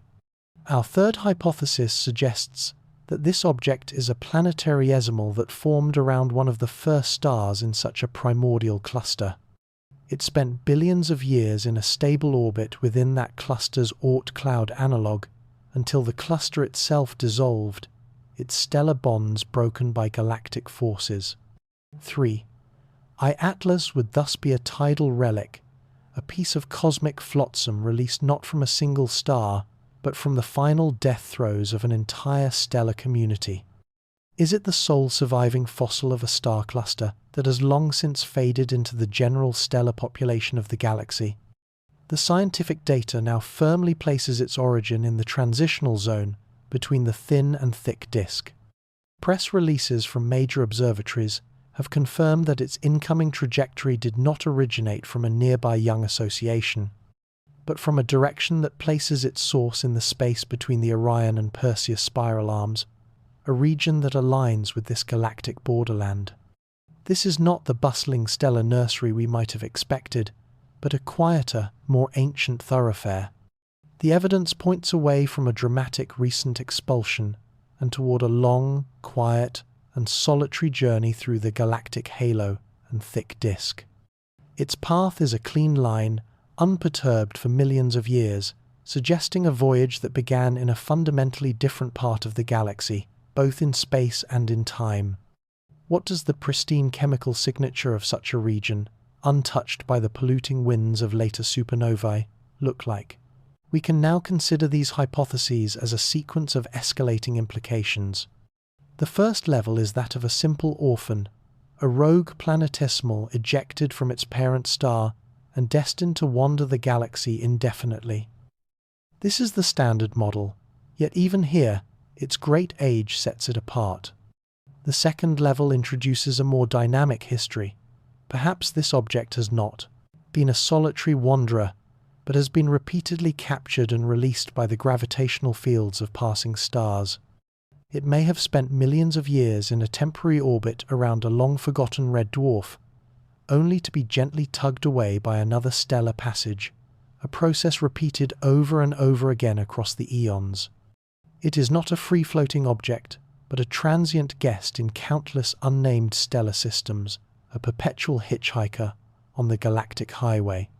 How many temporary homes has it known in its 10-billion-year journey? The third and most profound level is that it is a diorama, a chemical relic from the epoch before the Sunday. Its value is not merely in its physical presence, but in the information encoded within its very atoms.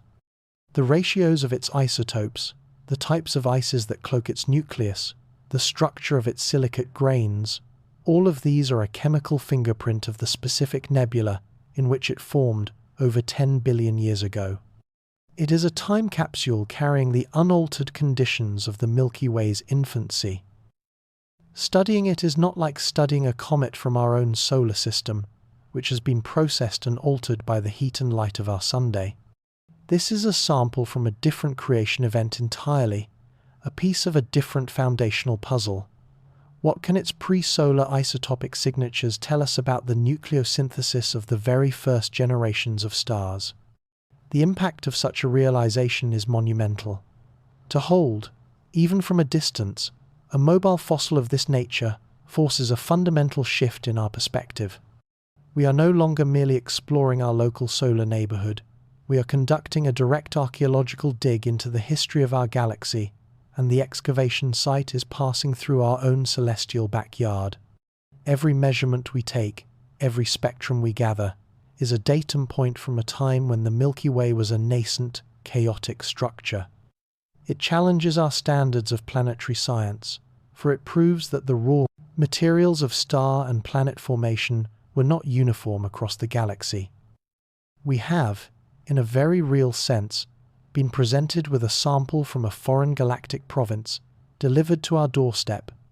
If this object is indeed a 10-billion-year-old relic, what other fundamental assumptions about the early universe might it force us to revise?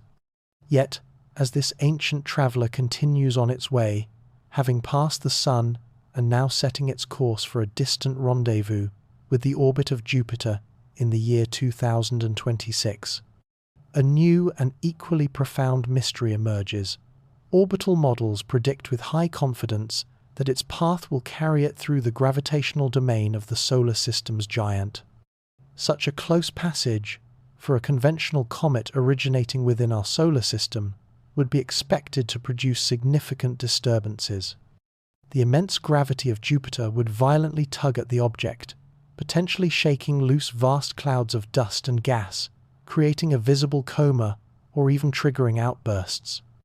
Astronomers have been monitoring its approach, their instruments tuned to detect the faint glow of scattered sunlight from any cometary dust. But the data thus far reveals nothing. No significant dust trail, no cometary activity, no resonant dust cloud forming in its wake. It is as if it is passing through a vacuum of its own making. Why does this object, which should be feeling the increasing gravitational tides of the largest planet in our system, show no signs of the dusty resonance we would expect? A conventional explanation might point to its composition. Perhaps, after its long journey through interstellar space, its volatile ices have been thoroughly baked away by cosmic radiation, leaving behind an inert, rocky core, a cosmic cinder. Without volatile gases to sublimate and carry dust grains away from the surface, there would be no dusty coma to observe. It would be a dark, dead rock, and its passage near Jupiter would be a purely gravitational affair, invisible to our telescopes searching for the faint signature of reflected light from dust particles. This would align with the idea of an ancient, irradiated object whose active life ended eons ago. But does a simple lack of volatiles fully explain the complete absence of any dust, even that which might be mechanically dislodged by the subtle warming of the sun or the gravitational stresses of its journey? This leads to a more speculative and intriguing possibility. The models suggest the potential existence of a dust-free zone along its trajectory. What if this is not a property of the object itself, but a consequence of its history? As an object that has spent billions of years traversing the low-density environment of the galactic thick disk and halo, it has been exposed to the interstellar medium for a duration far exceeding any solar system comet. This long exposure may have acted as a sandblaster, slowly but relentlessly eroding not only its volatile ices but also the finer, loosely bound dust grains from its surface. What remains could be a hardened, monolithic structure, a cosmic pebble, smoothed by eons of exposure, with no loose material left to be liberated. Its surface could be sealed, almost armored, against the forces that would typically liberate dust from a less traveled body. Has the interstellar medium itself sculpted this object into a form that is fundamentally different from anything born within our own system? Or could the void of dust be a clue to something even more unusual? What if its interaction with the solar system's environment is not as passive as we assume? Could its unique pre-solar chemistry result in a material strength or a cohesive property that binds its dust with a force we do not yet understand? The laws of physics are universal, but the specific manifestations of those laws depend on the initial conditions. Formed from a nebula with a different dust-to-gas ratio, under different pressures and temperatures, the flush and very rock and ice of 3I Atlas could have a physical integrity that defies our expectations. Its dust particles may not be easily freed, requiring energies far greater than the gentle solar heating or Jovian tidal forces it is currently experiencing. Is the absence of dust not a sign of inactivity, but a signature of a material science alien to our own experience? As we watch and wait for its closest approach to Jupiter's orbital path in 2026, the silence from the dust detectors is becoming as eloquent as any outburst. This object, which refused to reveal its origin in the gravitational pull of nearby stars, now refuses to conform to our expectations of its physical behavior. It challenges us at every turn, first with its history, and now with its present nature. The void of dust around it is a negative space that defines its mystery as clearly as any positive detection. What other fundamental principles of cometary science will this silent, ancient traveler compel us to question as it continues its perpetual journey back into the interstellar dark? The trajectory of the interstellar object designated 3I Atlas is now charted with increasing precision, a path carved not from the dust and ice of our own system, but from the void between stars. Having plunged deep into the inner solar system, past the orbit of Mercury, it has swung around our Sun, a gravitational slingshot that has now set it on an outward journey. Its next significant celestial waypoint is not a planet of rock, but a giant of gas, Jupiter. Current orbital models, refined with data through October 2025, project a close approach to the Jovian system in mid-2026. Yet, as it travels this well-trodden path through the asteroid belt and beyond, it moves in a profound and unexpected silence. According to current models of cometary behavior, an object on such a journey should not travel alone. As a comet's nucleus is heated by the sun, it sublimates, releasing not only gas but a cloud of fine dust particles. These particles, once freed, do not simply vanish. They become entrained in the comet's wake, often forming a faint, persistent stream that can be detected by our most sensitive instruments. The solar wind and radiation pressure then sculpt this dust, creating a visible tail or a more diffuse resonant stream that follows the orbital path. For an object of 3I Atlas's size and its demonstrated activity during perihelion, one would expect a detectable dust trail, a faint signature in the infrared or through scattered sunlight, a ghostly companion on its voyage. Yet, as of the end of October 2025, no observatory, from the terrestrial giants to the eyes in space like the James Webb, has reported the presence of such a persistent, resonant dust stream. The object moves with a cleanliness that is, for a comet, deeply anomalous. This presents us with our first contemplative puzzle. If 3I Atlas is indeed a comet, where is its dust? The conventional explanation might point to compositional uniqueness. Perhaps its nucleus is composed of unusually volatile ices that release minimal dust, or the dust grains themselves are so fine, so tenuous, that their collective signature falls below our current detection thresholds. The density of the interplanetary dust cloud is not uniform, and it is possible the object is merely traversing a region of natural scarcity.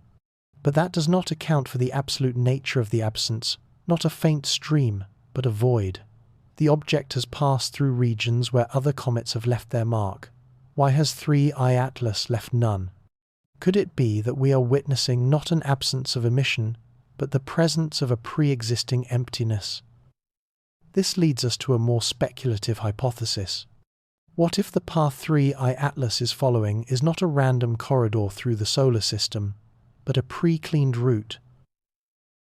The concept of orbital resonances with giant planets like Jupiter is well established. These gravitational harmonies can over millions of years shepherd asteroids, clear gaps in planetary rings, and sculpt the distribution of smaller bodies. It is conceivable that a specific, ancient orbital pathway exists, a lane where gravitational perturbations from Jupiter have, over eons, efficiently swept away the ambient interplanetary dust, creating a localized channel of relative vacuum. 3I Atlas, by a coincidence of its incoming velocity and angle, may have chanced upon this celestial freeway. But is the existence of such a pristine, narrow corridor, one that has evaded our detection until now, a sufficient explanation for the utter lack of its own emitted dust? To probe deeper, we must consider the gravitational environment of its destination. Jupiter is a complex gravitational domain, orbited by a multitude of moons, both known and, we must allow for the possibility, unknown. The 4 large Galilean satellites exert profound influences, but their effects are large-scale. The speculative hypothesis ventures further. Could a subtle, yet persistent, gravitational influence from a previously undetected Jovian satellite be at work? Not a large moon, but a captured asteroid, a shepherd moon on a peculiar inclined orbit, whose gentle but constant tug over millennia has carved a thin, dust-depleted groove along a specific orbital lane within the Jovian sphere of influence. This would be a gravitational fingerprint so faint that our surveys have missed it, yet potent enough over astronomical timescales to maintain a clean path. Is the silence surrounding 3I Atlas not a statement about the object itself, but but a clue pointing toward a hidden architect within our own solar system. Yet, there exists a third, and more profound, possibility that turns the inquiry inward toward the nature of the object. What if the absence of dust is not a passive condition of the environment, but an active process undertaken by 3I Atlas? We know that cometary nuclei can develop complex electrical interactions with the solar wind, building up surface charges. But what if this object possesses a mechanism to generate and regulate a more sophisticated electromagnetic field?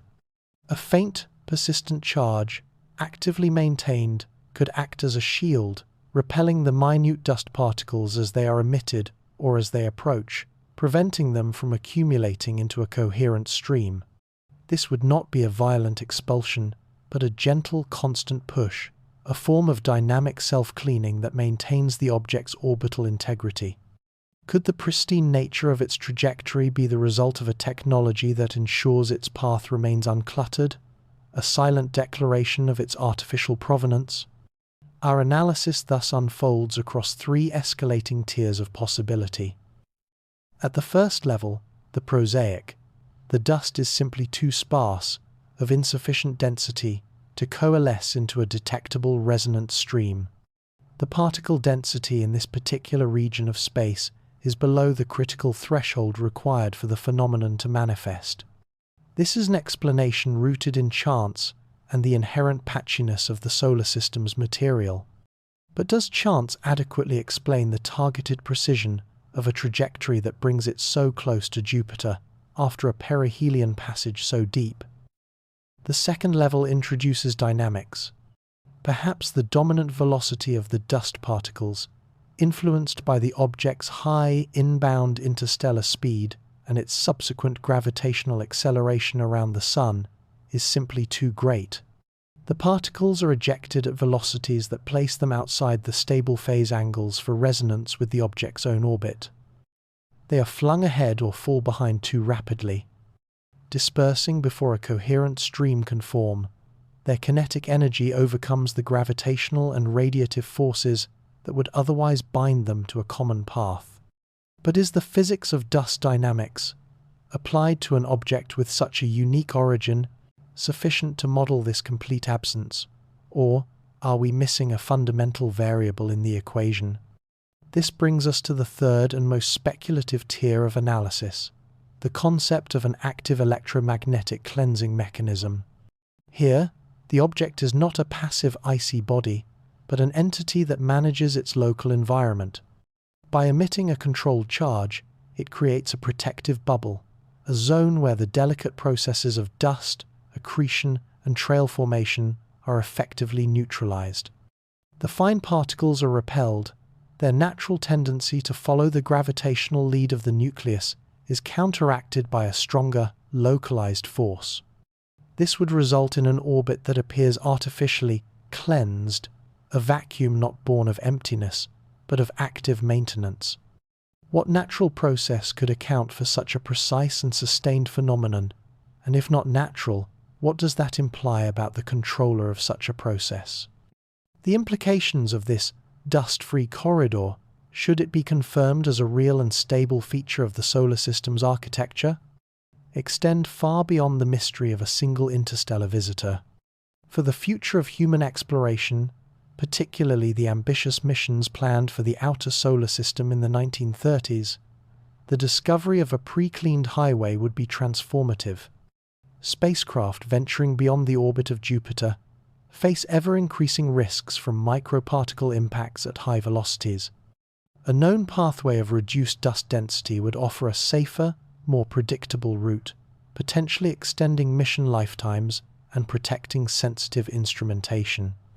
It would become a preferred launch window, a celestial Suez Canal for robotic explorers. But if this corridor is not a natural formation, but is instead being maintained by an unknown force, does its use represent an opportunity, or would it be an unintended trespass? As we watch 3I Atlas approach the Jovian giant, its silent, unaccompanied flight forces us to question the very fabric of the space it traverses. Is its path one of simple orbital mechanics, or is it a journey along a road we never knew was there, a road that may have been swept clean for a purpose we cannot yet fathom? The silence is not an emptiness, but a signal, and it directs our gaze not only forward to its rendezvous with Jupiter, but backward, to the geometry of its arrival. For its path is not merely clean, it is also peculiarly flat, a characteristic that challenges our understanding of how such objects are flung between the stars. How can an object from the vast three-dimensional gallery of the galaxy find its way to us on such a disarmingly simple plane? And what does this unexpected orbital geometry reveal about its point of origin? It moves against the grain. In the ordered clockwork of our solar system, where planets and asteroids march in a prograde procession, this visitor, designated 3I Atlas, charts a retrograde course. Yet, its rebellion is a quiet one. Its orbital inclination is a mere 39 degrees, a strangely shallow angle. A flat trajectory for an object that has journeyed between stars. This is not the wild, high-inclination path of its predecessor, Oumuamua, which cut across the solar system's plane at a steep 122 degrees. This is different. This is a path that feels almost accommodated. How does an interstellar wanderer, a product of the chaotic genesis of a distant star system, arrive at our doorstep on such a placid, nearly familiar trajectory? According to current models of planetary system formation and ejection, the gravitational turmoil that sends planets and planetesimals flying into the darkness should produce a random distribution of orbital inclinations. A celestial object cast adrift from its cradle should carry the unique, chaotic signature of its violent birth, a trajectory tilted at any conceivable angle to the galactic plane. The sheer statistical improbability of an interstellar, the object arriving with an inclination so closely aligned with our own solar system's average, is, by itself, a point of profound curiosity. Could this simply be a rare, but valid, statistical outlier, a single data point in a nascent catalogue that is not yet large enough to reveal the true distribution of interstellar vagabonds? Or does its shallow angle whisper of a different history, a more structured journey than mere random ejection? One mainstream hypothesis suggests a series of gentle gravitational nudges, a cosmic billiards game played out in the dense core of an ancient star cluster. Within such an environment, a rogue object could be passed from one star's gravitational influence to another, its velocity vector slowly tweaked and refined over millions of years. Each close encounter acts as a filter, shearing off the more extreme components of its motion, potentially leaving behind this peculiarly flat retrograde path. This process of gravitational shepherding could, in theory, produce an orbit like that of 3I Atlas. But does this adequately account for the precise kinematic fine-tuning required to achieve such a specific, low-inclination retrograde state upon entering our particular stellar neighborhood? This leads to a more speculative, yet compelling, first-level hypothesis that 3I Atlas was not merely ejected, but was precisely adjusted by a sophisticated series of gravitational assists within a long-dissipated star cluster.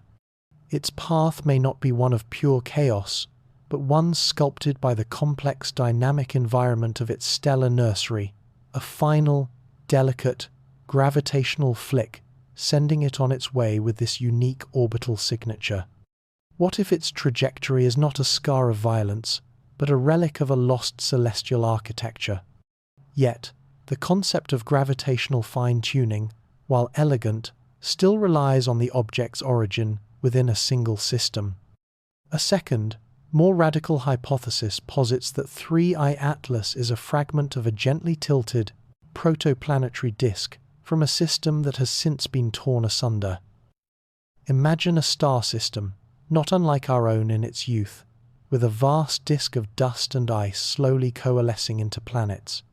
Then, a catastrophic event, a close stellar passage, or the death throes of its primary star disrupts this orderly process, fragmenting the disk and scattering its constituents. A shard from the outer, colder regions of such a disk, already on a stable, low-inclination orbit around its parent star, could be flung into interstellar space carrying that original, flat orbital memory. Its journey would not begin with a violent ejection from a planetary orbit, but with the gentle unspooling of the entire circumstellar disk. Is 3I Atlas, then, not a lone wanderer, but a piece of a shattered cradle, a fossil of a planetary system that never was? The data from tracking observatories through late 2025 consistently reaffirms this anomalous 39-degree inclination, a value that stubbornly resists classification as merely random. This low angle is a persistent clue, a geometric fact that demands a deeper explanation than simple statistics. It points to a dynamic history that involved more than a single, impulsive event. Could the very flatness of its path be the key to unlocking its past? This brings us to a third, and perhaps the most profound speculative hypothesis. What if the force that flattened the trajectory of 3I Atlas was not localized to a single star cluster or a single system, but is a vast, galactic-scale phenomenon?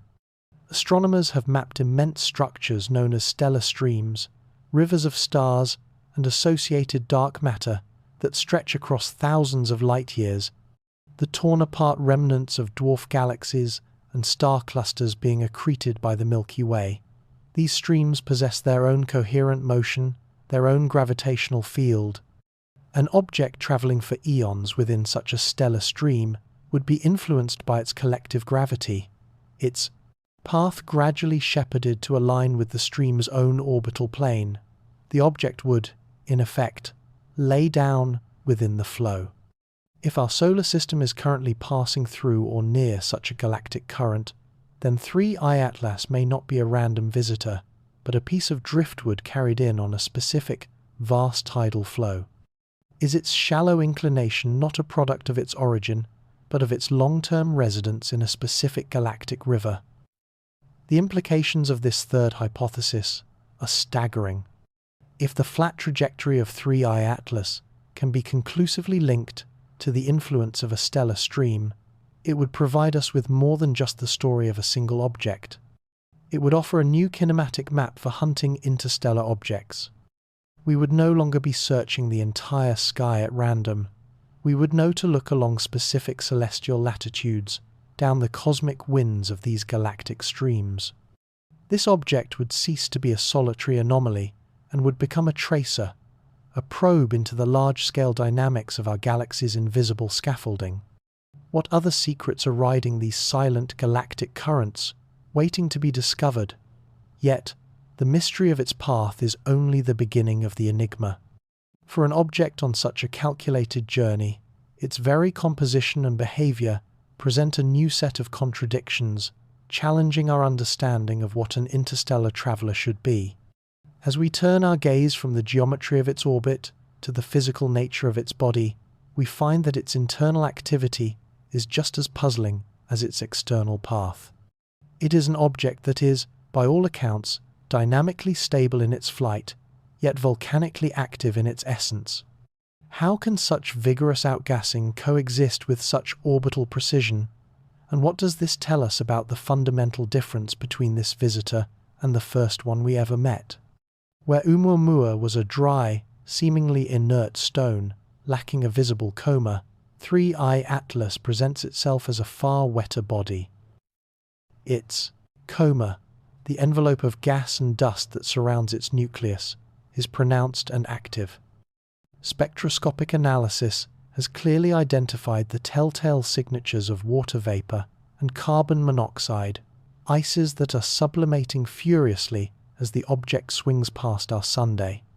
This level of cometary activity is, in one sense, a comfort. It aligns with our classical understanding of icy bodies from the outer reaches of planetary systems. Yet, this very activity introduces a profound mechanical puzzle, one that was central to the debate surrounding Oumuamua's own anomalous acceleration. The standard model for non-gravitational acceleration in comets is straightforward. As ices on the sunlit side sublimate, they jet into space, acting like tiny thrusters. This jetting produces a reactive force on the nucleus, subtly altering its orbit and often causing it to spin up or even break apart. The pattern of this outgassing is typically uneven, leading to a torque on the object. Consequently, a comet's tail is rarely geometrically stable. It flickers, curves, and changes structure as the nucleus rotates and different volatile patches are exposed to sunlight. This is the expected behavior. But the observations of 3I Atlas defy this expectation. Despite its strong outgassing, its dust tail maintains a remarkably stable linear geometry. There is no observable wobble, no significant non-gravitational push altering its carefully charted retrograde path. The forces of sublimation, which should be acting as a chaotic and disruptive engine, appear to be in perfect balance. How can such violent internal activity result in such serene external stability? The mainstream scientific explanation searches for a unique physical configuration. Perhaps 3I Atlas possesses an unusually homogeneous surface, with its volatile ices distributed in a perfectly even shell or mantle. As this mantle sublimates, it does so uniformly across the entire sunlit hemisphere, creating a net thrust that is aligned directly away from the sun without any significant torque. Alternatively, its internal structure could be incredibly porous, allowing the gaseous products to percolate through the entire body and vent evenly rather than in focused jets. Some models even suggest that for a small, fragile body, the outgassing could be so efficient that it simply does not have the structural strength to sustain focused jetting, leading to a gentle, all-over effusion. But do these models account for the sheer intensity of the observed coma, which suggests a vigorous, not a gentle, release of volatiles? This contradiction invites a first-level speculative hypothesis. What if the stability of 3I Atlas is not a product of its surface, but of its spin state? It is possible the object is in a state of complex rotation, a corkscrew spin, that effectively averages out any directional thrust from localized jets over a very short period. The individual jets would still exist, but their net effect on the object's trajectory and the large-scale structure of its tail would be nullified, presenting the illusion of perfect stability. Its coma would appear as a steady, symmetric fountain, while its nucleus writhes invisibly within. Is the geometric perfection of its tail merely a statistical illusion, a time-averaged view of a deeply chaotic rotation? Yet, the possibility remains that the stability is real and intrinsic. This leads to a second, more radical hypothesis. The object's core could be engineered, not by natural processes, but by an ancient and sophisticated technology. A probe or a vessel designed for long-duration travel would require a propulsion system that is both highly efficient and dynamically stable. A system that vents material not from random surface vents, but from a designed network that perfectly counterbalances thrust to maintain a precise course. The consistent, non-torquing outgassing of 3I Atlas could be the signature of such a system, a slow, controlled burn of propellant to maintain attitude control on a million-year journey. Are we witnessing not the chaotic sublimation of a primordial ice ball, but the controlled exhaust of a functioning system? The most compelling natural explanation, however, resides in a third hypothesis, one that connects its internal stability to its external trajectory. The object may possess a massive, solid core shielded by a thin, uniform, and exceptionally volatile crust. This configuration would be the hallmark of a planetary building block that formed in the cold, quiet outskirts of its home system, far from the gravitational stirrings of giant planets, allowing it to accrete a homogeneous layer of ice. Its journey to us, potentially shepherded by the galactic currents previously discussed, would have been too cold and too distant from stars to significantly alter this pristine state until its recent encounter with our Sunday. Its stability, therefore, is a sign of its primordial purity and its sheltered journey. It is a perfectly preserved relic, and its stable outgassing is simply the first time its virgin ices have ever been exposed to such intense stellar radiation. Does its unshaken flight and geometrically perfect tail reveal an object that has slept in the deep freeze for eons, only now awakening in our skies? The data continues to stream in, each observation narrowing the field of possible explanations while deepening the central mystery. The object is wet, yet its activity does not control its path. It is dynamic, yet its form is stable. It is a traveler from an alien system, yet it moves on a path that feels almost familiar. The juxtaposition of its vigorous internal life and its serene external motion forces us to reconsider the very nature of cometary physics. As we analyze the specific chemical fingerprints of its outgassing, a new layer of the puzzle emerges, one that may finally distinguish it from every other object we have ever seen. What is the exact composition of the gases that stream from its nucleus? And do they hold the final key to its origin and its nature? The cosmos presents us with a paradox, a celestial object that defies our most fundamental intuitions about the behavior of matter in the vacuum of space. We observe 3I Atlas, an interstellar visitor following in the wake of its enigmatic predecessors, exhibiting a profound and puzzling contradiction. Its coma, the cloud of gas and dust enveloping its nucleus, is pronounced and dense, indicative of vigorous outgassing activity. Conventional wisdom, built upon our study of countless comets within our own solar system, dictates that such a forceful ejection of material should act like a natural rocket engine. The jets of gas escaping the nucleus would impart torque, causing the object to wobble, to precess, to spin with an increasing and unpredictable cadence. The tail, a testament to this activity, should therefore waver, to dance against the backdrop of the fixed stars. Yet, the tail of 3I Atlas remains steadfast. Its geometry is stable, its orientation fixed, for weeks on end, a silent, unwavering needle pointing perpetually away from the solar wind. How can an object so active, so seemingly volatile, possess such an unnerving stillness? According to current models of cometary physics, the rotational state of a small body is profoundly influenced by outgassing. As volatile ices, predominantly water, but also carbon monoxide and carbon dioxide, sublimate from localized vents on the surface, they create reactive forces. Scientists suggest this could be due to a fortuitous alignment of these jets, perhaps along the object's principal axis of rotation, minimizing the net torque.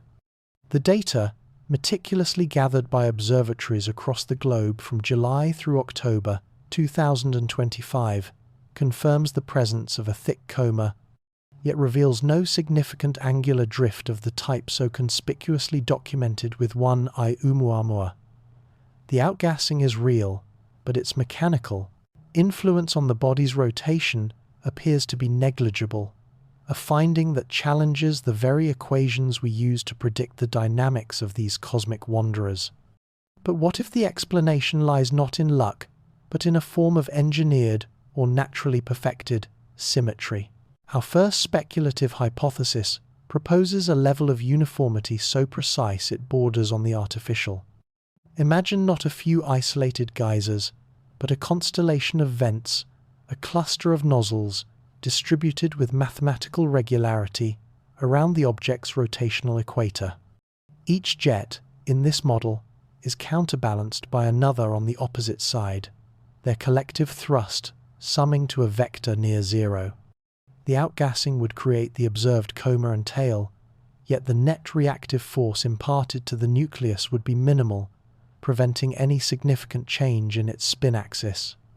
Is it possible that we are witnessing a natural system of propulsion that has achieved a state of perfect mechanical equilibrium? The data, however, invites us to probe deeper. A symmetrical jet system could explain the lack of torque, but it does not fully account for the sheer stability of the tail's orientation against the myriad of forces at play in the interstellar medium. This leads us to a second, more profound hypothesis concerning the internal structure of the object. Perhaps the core of 3I Atlas is not a loose agglomeration of rubble, but a singular, monolithic mass, a flywheel of immense density and moment of inertia.